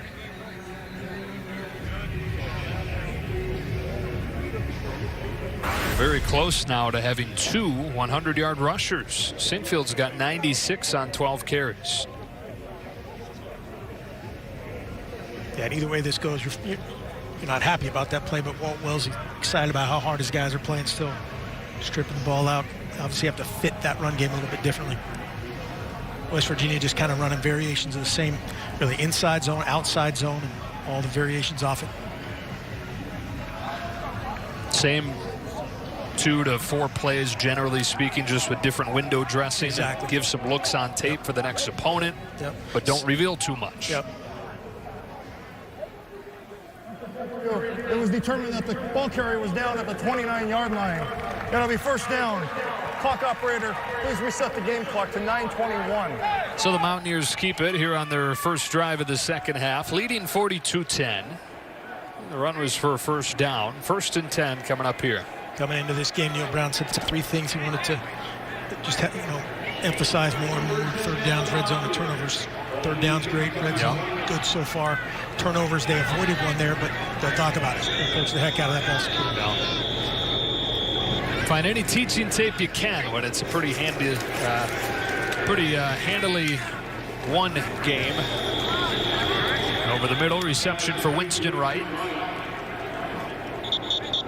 Caleb Lundy the stop, 2nd down. Injured player is Darian Baker.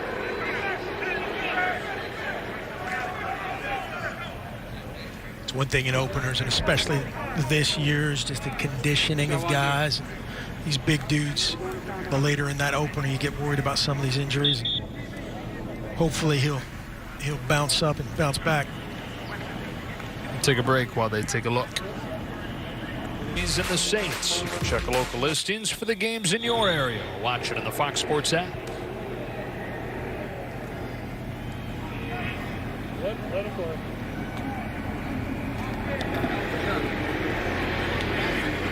After the injury timeout, 2nd and 5 for West Virginia and Austin Kendall.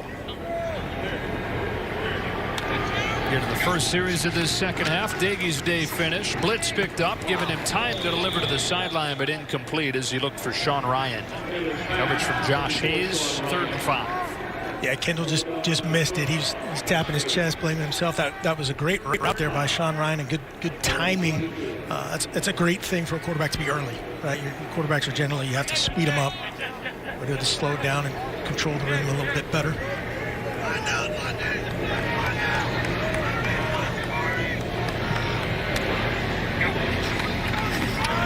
Run it on 3rd and 5. Sinkfield cuts into the open field, turns the corner, and he's in. Touchdown, West Virginia. Are they saying no, another flag? Look at my pads, bro. And he knows it. Here's the announcer from the PA announcer, Bill Nevin. Holding. Offense number 10. 10-yard penalty. Repeat, 3rd down. It's on Sean Ryan. Man, that was a tough call. Looked to me like Sean Ryan had his hands inside. I was just going to say he just made up for that last play, whoever's fault it was. A great job on the perimeter, but he looks guilty. He looks like, yeah, you got me. No, I did it. Good bounce again by Sinkfield. Would have put him over 100 yards. Would have given him his 2nd touchdown, but instead it's coming back with that. Keep your hands inside now. Run that outside arm. Again, that's a tough call. Looked like he controlled the guy. He's got to keep his hands inside the frame. That's one of the right things. On the numbers. One of the things in their run game they hope they're better at. That's blocking outside, not just the offensive line, but the receivers are doing downfield. 3rd down and 1. Sinkfield finds room to get a first down. Yeah, you love to see that. Sean Ryan, 6'3", 195. Big dude, Temple transfer. Imposing his will. Out of Brooklyn originally. This is now Taj McClung, who just came on for the injured Darian Baker.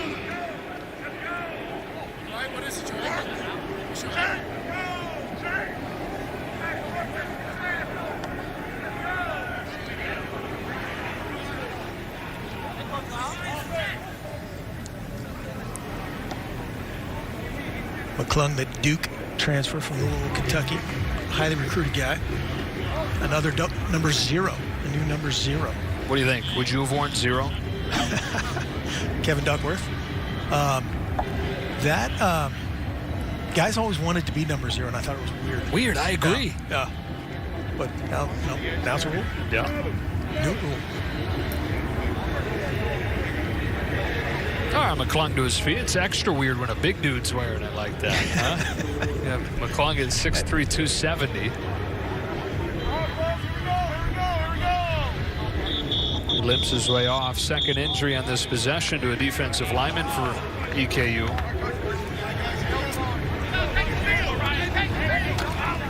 .8:31 left to go in this 3rd quarter. All West Virginia.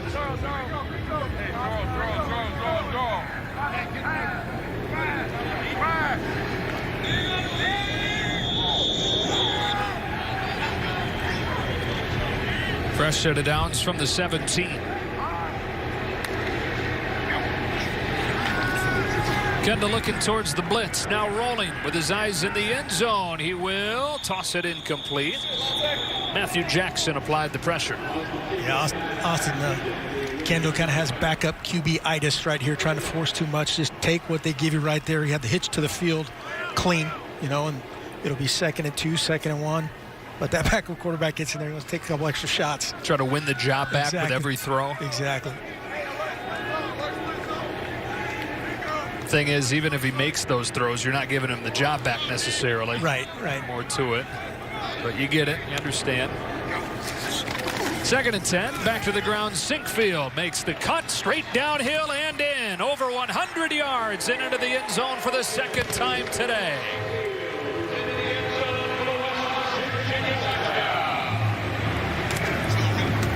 Great little 1-2 punch here with Letty Brown and Sinkfield. You'll see him get it started, getting the back block by the tight end, creating some space for a potential cutback, but it becomes a make a miss inside. And then you see Sean Ryan on the perimeter. Just let go right there at the last second to not get called for holding.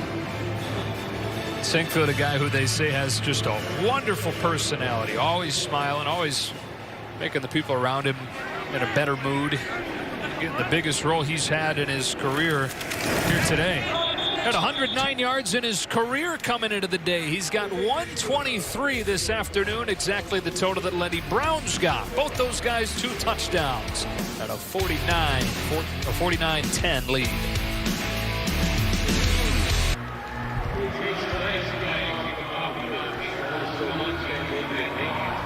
Probably maybe not have the exact idea, but do you think your run game is improved? We better be. And so far, so good. They've got their first game with 2 100-yard rushers in 3 years. Brown and Sinkfield both with 123 today.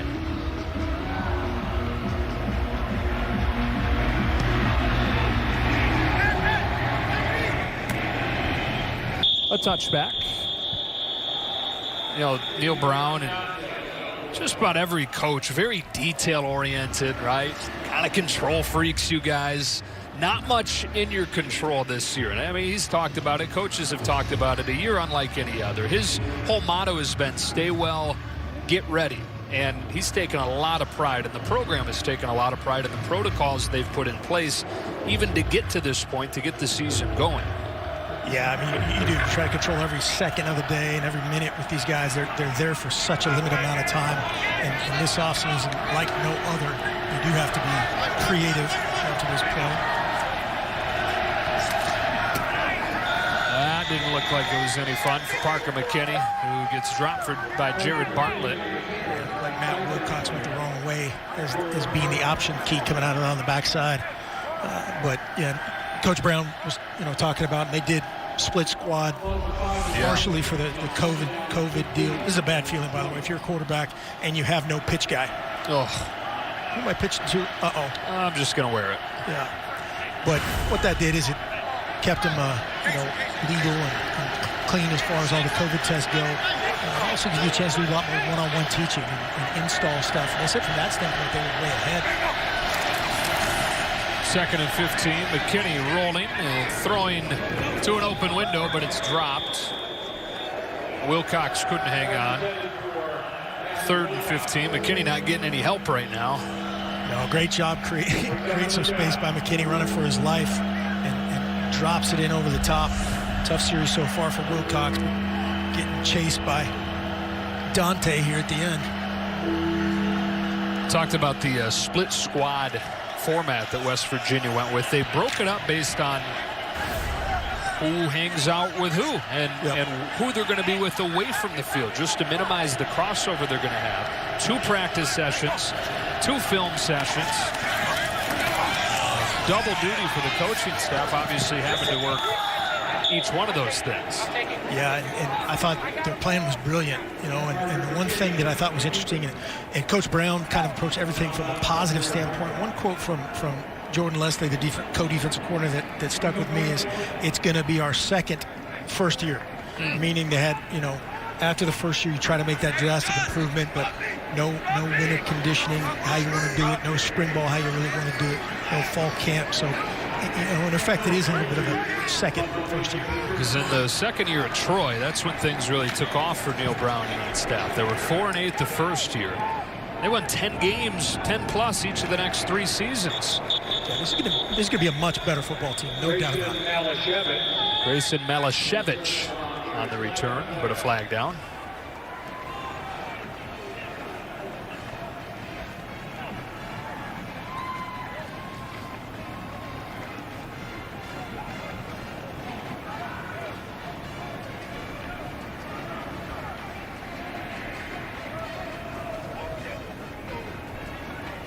During the return, holding, receiving team number 3, 10-yard penalty, first down. Another one of those special teams penalties. Yeah, Coach Brown, you can see him walking out of the field, had some choice words there. He knew it was on them immediately, and he's going to coach up that special teams big this week. So this opener against Eastern Kentucky, they're off next week, like all the Big 12 is, and then they go to Oklahoma State on September 26th. Face off at Texas early November. They get Oklahoma at home and then finish up at Iowa State, led by Brock Purdy, one of the best quarterbacks in the conference. It's a 9-game conference schedule.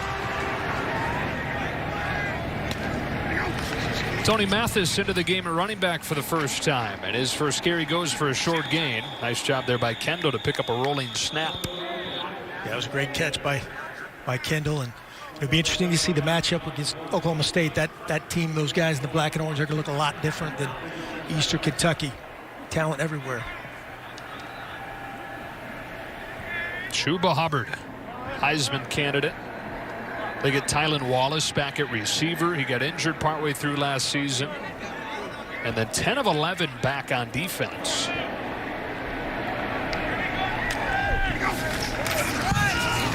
Mathis again.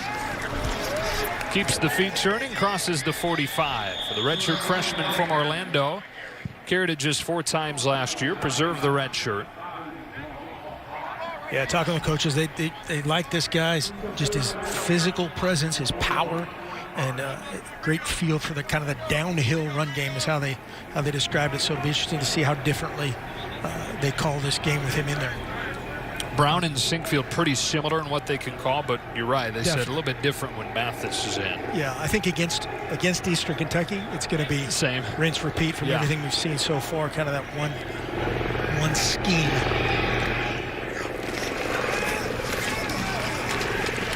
They're able to get it on 3rd and 1. You got to strike that balance as a staff, right? The week 1 against an FCS opponent. You want to test stuff out, see how it works, but you don't want to completely show your hand going into your bigger games. Exactly. You want your guys to go out and just play cleanly, play with confidence, not overthink things. Eastern Kentucky is a team that does, they do a lot of movement. You see all these edge blitzes, and so that's something they've dealt with fairly well. Now, again, there's going to be going against teams where those dudes doing that are going to execute it at a different level. That's kind of what happened to him last year, just getting outnumbered in the run game. Started that season 3-1, then they had a 5-game losing streak mid-year. Kendall gets rid of it as he's hit. Hitting the crossing, Grayson Malashevich. And he's got a first down to the 21 on his first career reception. He was West Virginia's Gatorade Player of the Year a couple of years back at Spring Valley High School. Nice job by Kendall working through his progression. And drops it off to Malashevich with a little hesitation dribble right there. And beating it around the corner, showing his return skills. I was hoping I wouldn't have to say Malashevich. You nailed it, though. Kendall hung in there, let it go.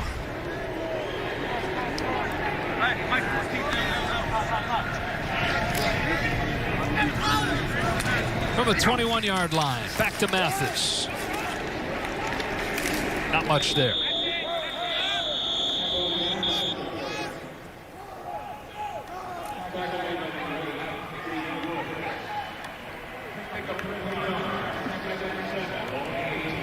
Yeah, between Mathis and then the next back, they talked about bringing in Lorenzo Dorr, continue to work this inside run and just inside zone play that they've kind of beat all day long. See the back and the tight end on the same side here. So they messed up, getting unbalanced. It's Mathis again, and again a pretty cloudy picture. Shane Burks able to plug things up there. 298-pound junior from Lexington, Kentucky, who the staff was really pleased with playing against better competition against Marshall last week. They tried to find positive things in that 59-0 loss, and hard to find it when you look at the whole team, but there were individual performances that we were proud of, and Burks was one of them. Yeah, Burks was one of them, and unfortunately this week they're without Quentin Floyd, who's suspended. But those guys, they were counting on to be that interior defense, kind of their Stills brothers. Yeah. On a, Stills brothers light. And Stills brothers light, both. Short gain for Mathis, stopped by Caleb Lundy.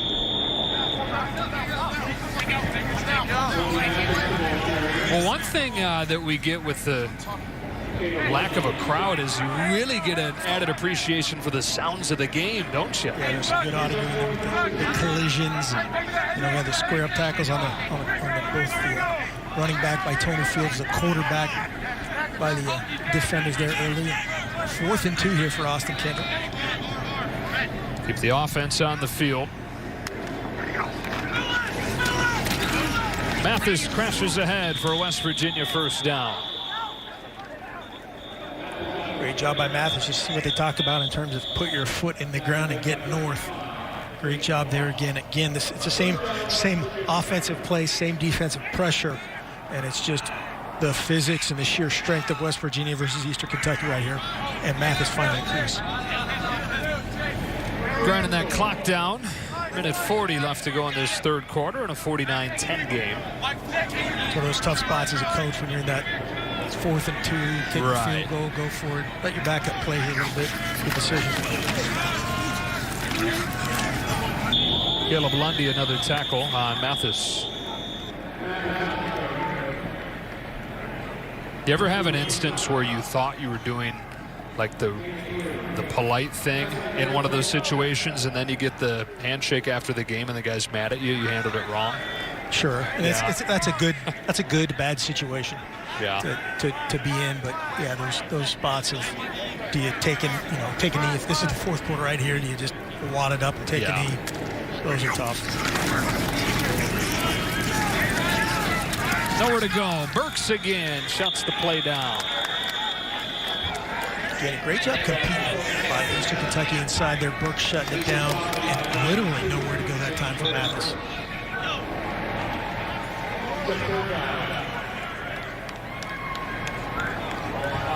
Backup offensive linemen have gotten in there too. Gotten pretty much all the starters out of the game if you're Neil Brown in West Virginia. Yeah, it's important to get Blaine Scott some work in there at center with the suspension of Barrett. Frazier starting. Blaine Scott's work. Kendall on 3rd and goal, throws it high, and it's 4th down. Got away with one there. It looked like the backside corner had a chance to pick that off. You got 1 4th down. You're not going to get this 4th down for it again.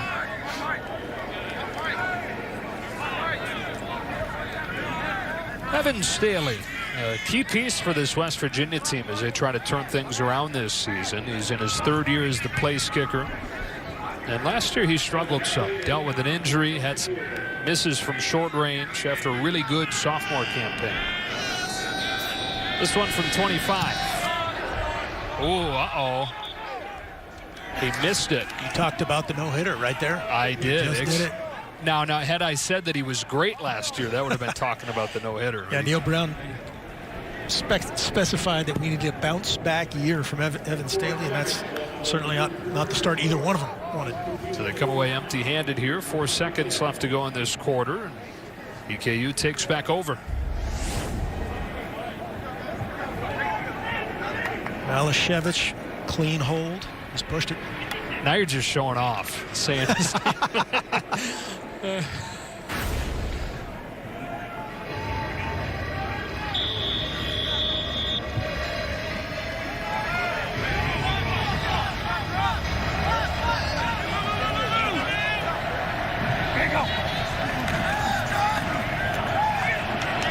Tyrus Dickerson.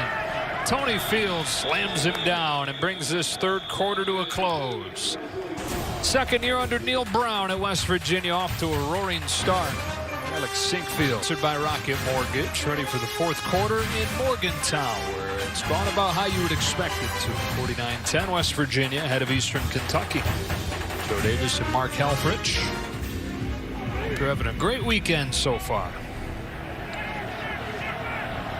Another chance for this EKU offense to get some work in. The quarterback, Parker McKinney.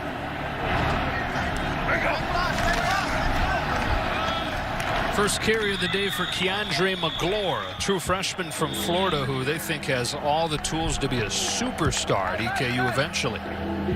Yeah, anybody that leads the state, and that state is Florida in rushing. That guy got a chance, 6 foot 200 from Mineola, Florida. And 35 touchdowns in senior high school. Good size, good speed. Really good get for Walt Wells and this EKU staff. 3rd down and 10. McKinney in trouble and sacked with just a 3-man rush. They're able to get home, and it's Akeem Messidor, another true freshman. This one for West Virginia out of Ontario. They think he has a monster career coming up.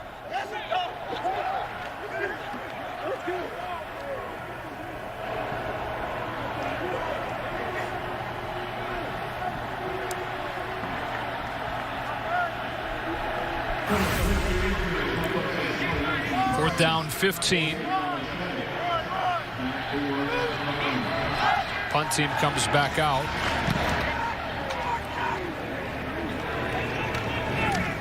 Malashevich has it. Grayson Malashevich waiting for things to develop. Now reversing field. All kinds of flags flying. We got helmets flying for a return of about 2. Yeah, that's the tough one. Like their number 3, his helmet came off, and you have to stop and get out of the play. And it looked like he tried to, but then there were 47 flags thrown simultaneously. Yeah, something happened. They used all of them, all the flags they got. Darkening skies there, Morgantown. Speaking of darkening, During the return, personal foul, receiving team number 3, participating without a helmet on. 15-yard penalty, 1st down. Yeah, he did his best not to. That was a tough one on Matthews. Back in a moment.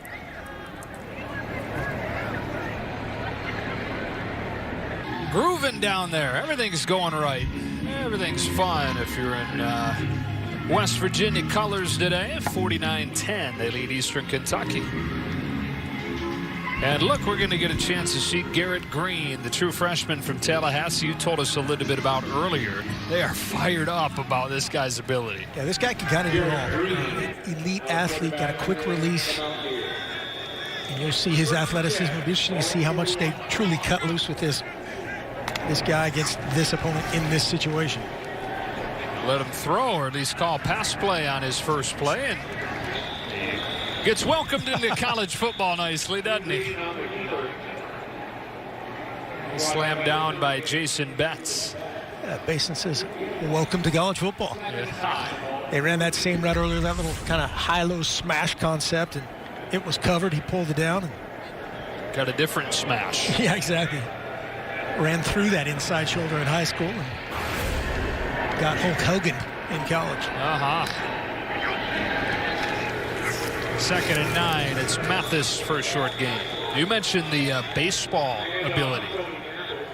As a catcher in high school that had an opportunity to play an SEC ball or even to get drafted. His dad, Charlie, played catcher in the majors and now is an instructor in the Milwaukee Brewers organization. But he was all football when it came time to make a decision.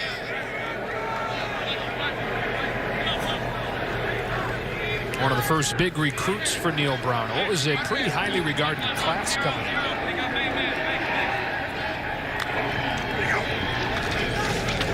Back to the ground on 3rd and 7. Mathis keeps on chugging near midfield. Yeah, Garrett Green probably playing a little bit more in a situation where, under the old rules, you wouldn't, necessarily mess with this guy playing this much, but it's free play this year. So as the year goes, he's a guy I can see being a package guy, red zone, special situations, and he's a dynamic dude.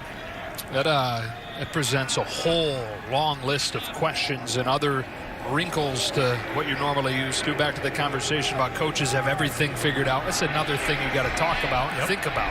Yep. How to handle the eligibility questions this year moving forward. Go for it on 4th and 1. And it looks like Mathis is spotted short.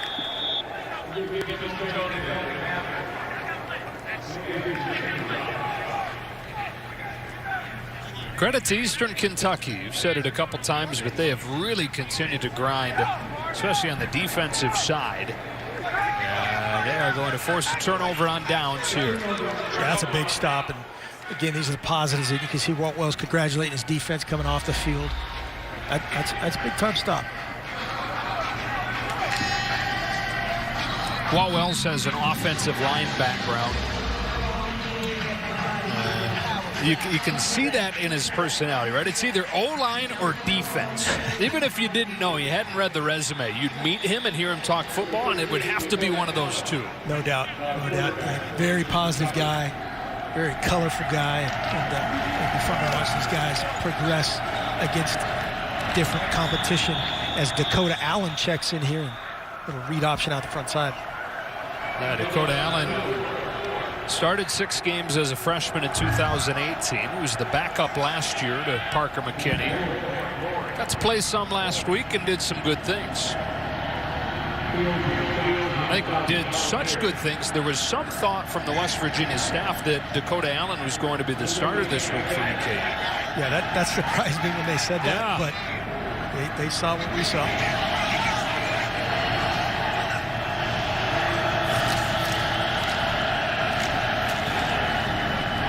McGlure. Tony Fields racking up the tackles in his WVU debut. Yeah, this backup group of West Virginia, you see these guys hungry. You get in here right now, and this is a time where you can put something on tape for your coaches to go back and, start adjusting that depth chart like we talked about earlier.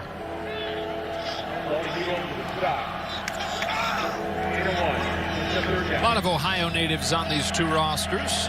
Dakota out 11 in Ohio. This team's very similarly constructed. Yeah. A lot of double transfers, junior college. They'll look to throw on 3rd and 6. He goes down. Sack back at the 45. And then just where they're located, they recruit a lot of the same areas. Obviously different dudes at the end of it. And Allen's first attempt to pass ends in a Torres Simmons sack. Now, probably there's probably a little bit of crossover in the recruiting, right? When Eastern Kentucky's aiming up at a guy. Right at the same footprint. School's separated by a few hundred miles. Line drive punt inside the 10 and downed at the 4. Back to Morgantown after this.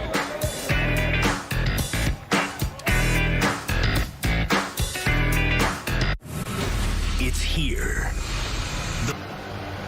Garrett Green, freshman, goes back out there at quarterback. Third quarterback West Virginia's played today. Daggy and Kendall both seeing time already, and now it's Green for his second possession. And this is good experience. You don't want this if you're the special teams coordinator. You want the ball on the 4-yard line, but good experience here for Green in a backed up situation. Working with Blaine Scott, the center that he's probably most familiar with, the third center. Oh, and an opener like this where it's already in hand, as many different things as you can get to work on, you're going to take. Green keeps him. We get our first chance to see him as a runner. He slides and lets Betts hear about it. There's a flag down. This could be targeting. He's a defensive player going into a slide. Might be on Green, too. It looked like he kind of taught him. Maybe, I don't think he kicked him, but he kind of went toward him. It'll be interesting what that call was. Yeah. We were just talking about this during the timeout, as if they'd let Green run a true zone read, and there it was. It's either going to be on the targeting or After Green the play late. was over, personal foul, defense number 38, 15-yard penalty, automatic first down. Wait, what? After the play on... It's on Betts. All right. I don't know if Betts, I guess he must have pulled at him, or... I think just after the slide, I think the official must have had the angle that it looked like a more vicious thing than what happened. All right.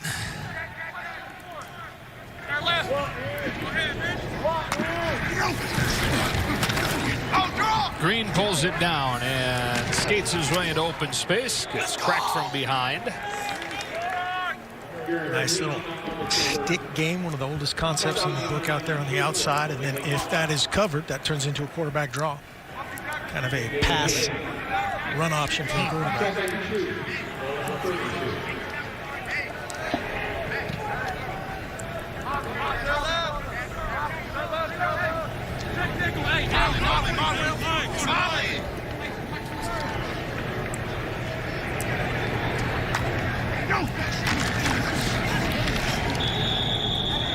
Nothing doing on second down. Very short gain for Lorenzo Dorr on his first carry. Dorr's from Fredericksburg, and they compared him to more like Letty Brown than any of the other guys. And this is another guy that they were very excited about as a contributor, not necessarily going to jump the depth chart, but a guy that helped out in every other aspect. He's the fourth running back in the depth chart as a redshirt senior. Get Mathis back in there for 3rd and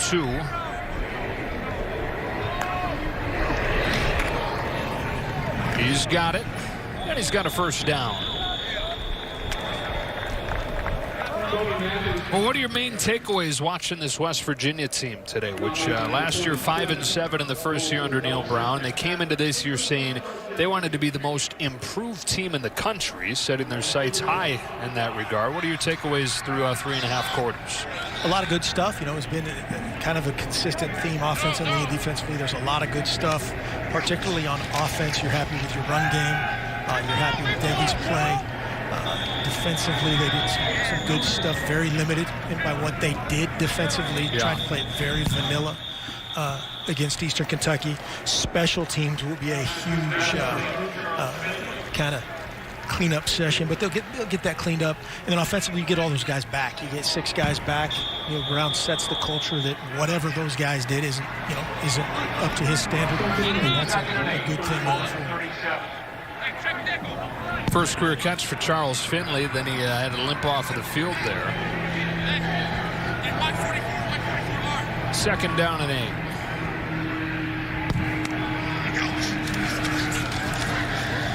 Underneath, Reese Smith, 1st down. It was interesting to talk about the special teams being a clear area of needed improvement. That was an area he signaled out as consistently good last year, the exception of the place kicking at times, but he thought was going to be a strength this year. No doubt. There's that same little stick concept that they ran before. Great job finding the seam and getting vertical by Smith. Timing there by Garrett Green. But no doubt they could have been gashed or were gashed on that kickoff return. Right. And that's on tape. Everybody else in the conference sees that. Smith again slips a tackle to the 41. Same play flipped over. Worked once, flip it over. There will definitely be people in the state of West Virginia doing some scoreboard comparison, just to how Marshall and how West Virginia looks. By the transitive property, Marshall fans are going to say, we beat ya. Green runs and hits the sideline. Look at him swagger his way out of bounds. Swag, a little something to him. This is just a straight-up quarterback draw. We got some late flags. It might be the receivers again holding as Green bounced it. Did you see Neil Brown grab a hold of him and say, we don't do that? Replay, 1st down. He's going, hey, dude, it's Eastern Kentucky, and it's 49-10. Chill. You scored 0 touchdowns in your career. Or something to that effect. Yeah, right.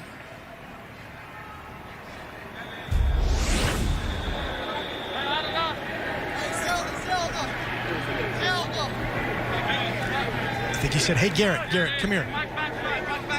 He was just playing. The look on Neil Brown's face is like he had something that tasted bad. What is that? Stop made by Javari Anderson. So we wind near the 5-minute mark of this one.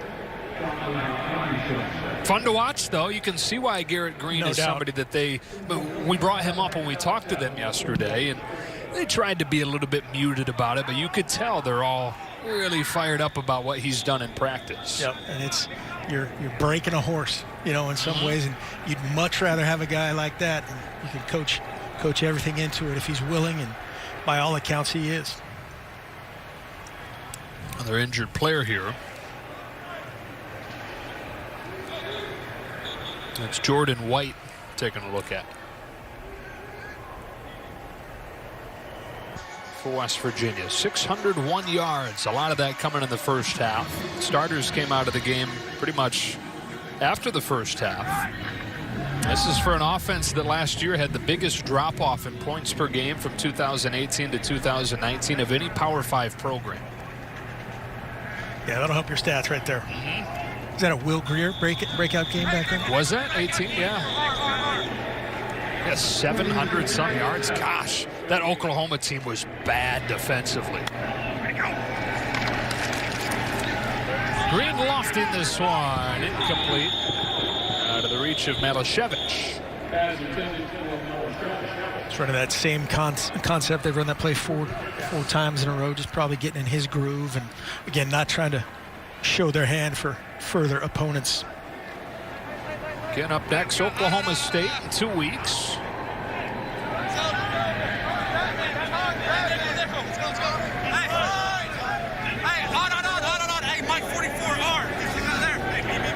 Great audio.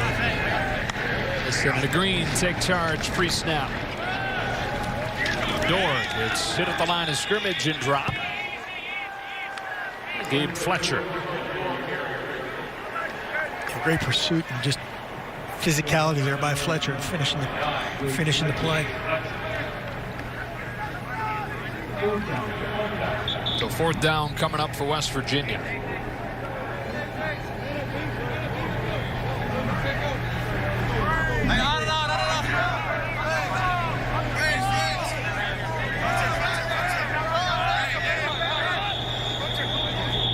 Ten seconds on the play clock, and they're going to take a timeout. We'll take the timeout with them with 4:19 left to go.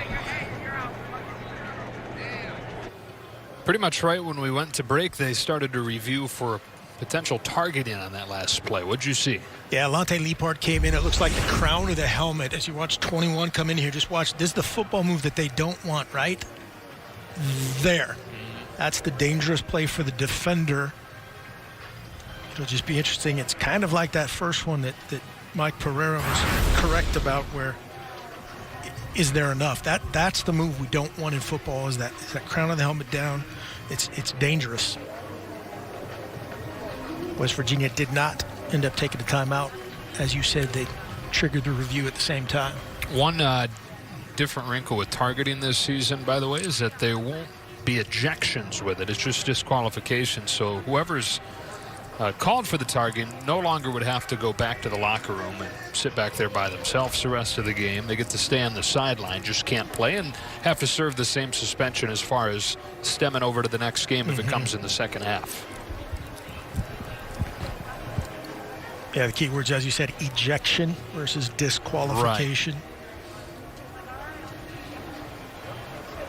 Well, if this is put on, then Leapart would miss the first half of the game against the Determined Citadel. that there was targeting on defense number 21. Number 21 is disqualified for the remainder of the game. 15-yard penalty, automatic first down. So there is that wording that you mentioned, disqualified as opposed to ejected. Which seems like a good little minor change to the rule. It does, and again, there's nothing. Again, I guarantee everybody's talking, hey, it's not vicious, it's not anything, but that's the move we need to eliminate to keep this game.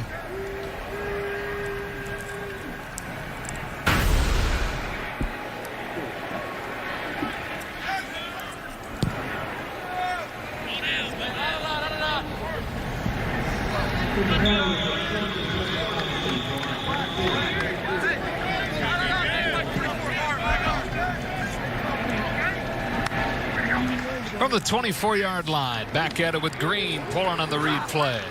Bounce into the outside, inside the 20. You're smiling over there. I'm watching you watch him, and you got a smile on your face. No, he's definitely, again, I talked about the backup itis with Austin Kendall, and I think this was pulled before he took the snap. He just pulled it and just said, I'm going to out-athlete these dudes on the perimeter. Got 6. Hey, Mike. Check nickel, like R44. Mathis inside the 15. Zone read for Garrett Green and Mathis. Arcing the tight end. Making a clean picture there for Garrett Green. A really balanced offensive output today. They're over 600 yards. 295 passing, over 300 rushing. For a team that averages 73 rushing yards per game last year.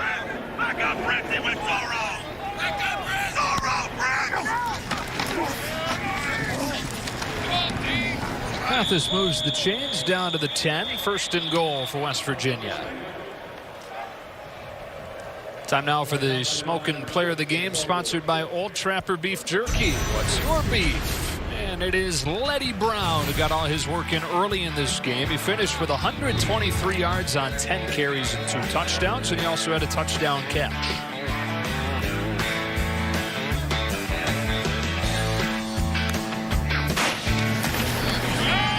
Mathis trying to join the party. I mean, it was Brown at first, and then Sinkfield came in and pretty much did the same thing. Exactly 123 yards, exactly 2 touchdowns on the ground like Brown. Mathis has to finish there, get himself 100. Right.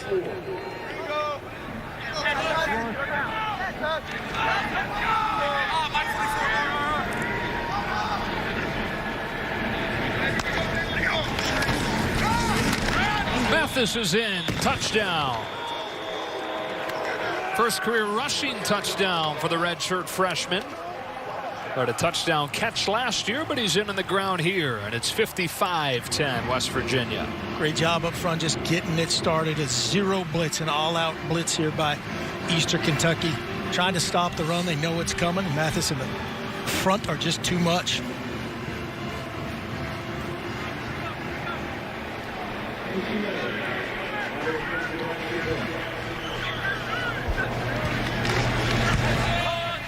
Extra point is through, 56-10. We take another quick break and finish things out after this. This is Jackson Bardal, who's an offensive lineman for EKU. A little bit Hulk-looking like, huh? Wow, you guys with hair, man. What is that? You guys, you're going to put me in that group? It's like a dead lemur on the top of his head or something. Jeez. Big hit on special teams. To return to the 18. All right, excuse me, a dead lemur? Look at that thing. Yeah, that's just it's like what a those with reference. the black and white. And it's got little stripes in there. Love it. He's hanging on for dear life. He's going to look like me in a couple years. Just jealous, Jackson. I'm just jealous. Yeah. Minute 56 left to go. 56-10 West Virginia. Kyron Curitan comes into the game. Or came in at Curitan, beg your pardon. University of Nevada transfer. Jariah Hightower gets his first carry of the game. Moments of protection brought to you by Allstate. Get a quote today, and the offensive line for West Virginia opened up some gaping holes for this West Virginia offense. The running backs to run through.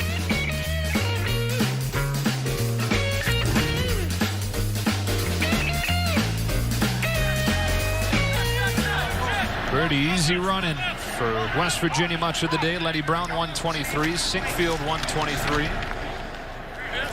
But it's not like West Virginia fans are going to look at this and say, okay, the run game is fixed. And it's not like West Virginia is going to say that.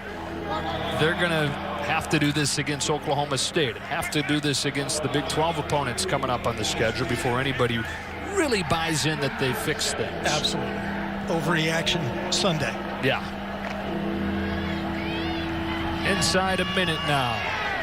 56-10, West Virginia.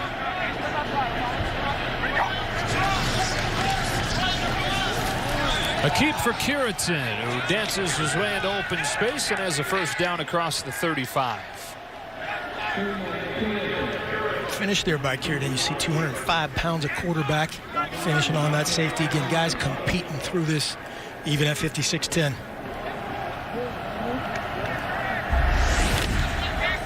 Zone read, he's reading 45. 45 collapses. He pulls it. A little sugar at the end of it. And a little physicality. Hightower one more time. Running off the final seconds of this one. And you figure that EKU has some pieces there that are going to help them win some games over the course of this 8-game schedule. Yeah, when they're going to play against like competition, if they can just be efficient, take care of the rock, and build on some of the good things they've done, they'll be fine.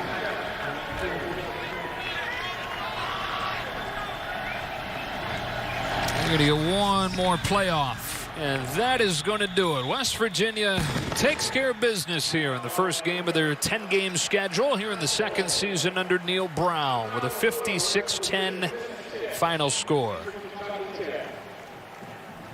Reminder, tonight on FS1, Coastal Carolina takes on Kansas, 10 Eastern, as Tim Brando and Spencer Tillman will have the call on that one. For Mark Helfrich and the rest of our crew, Joe Davis saying so long from Los Angeles and from Morgantown. 56-10. The Mountaineers take this one.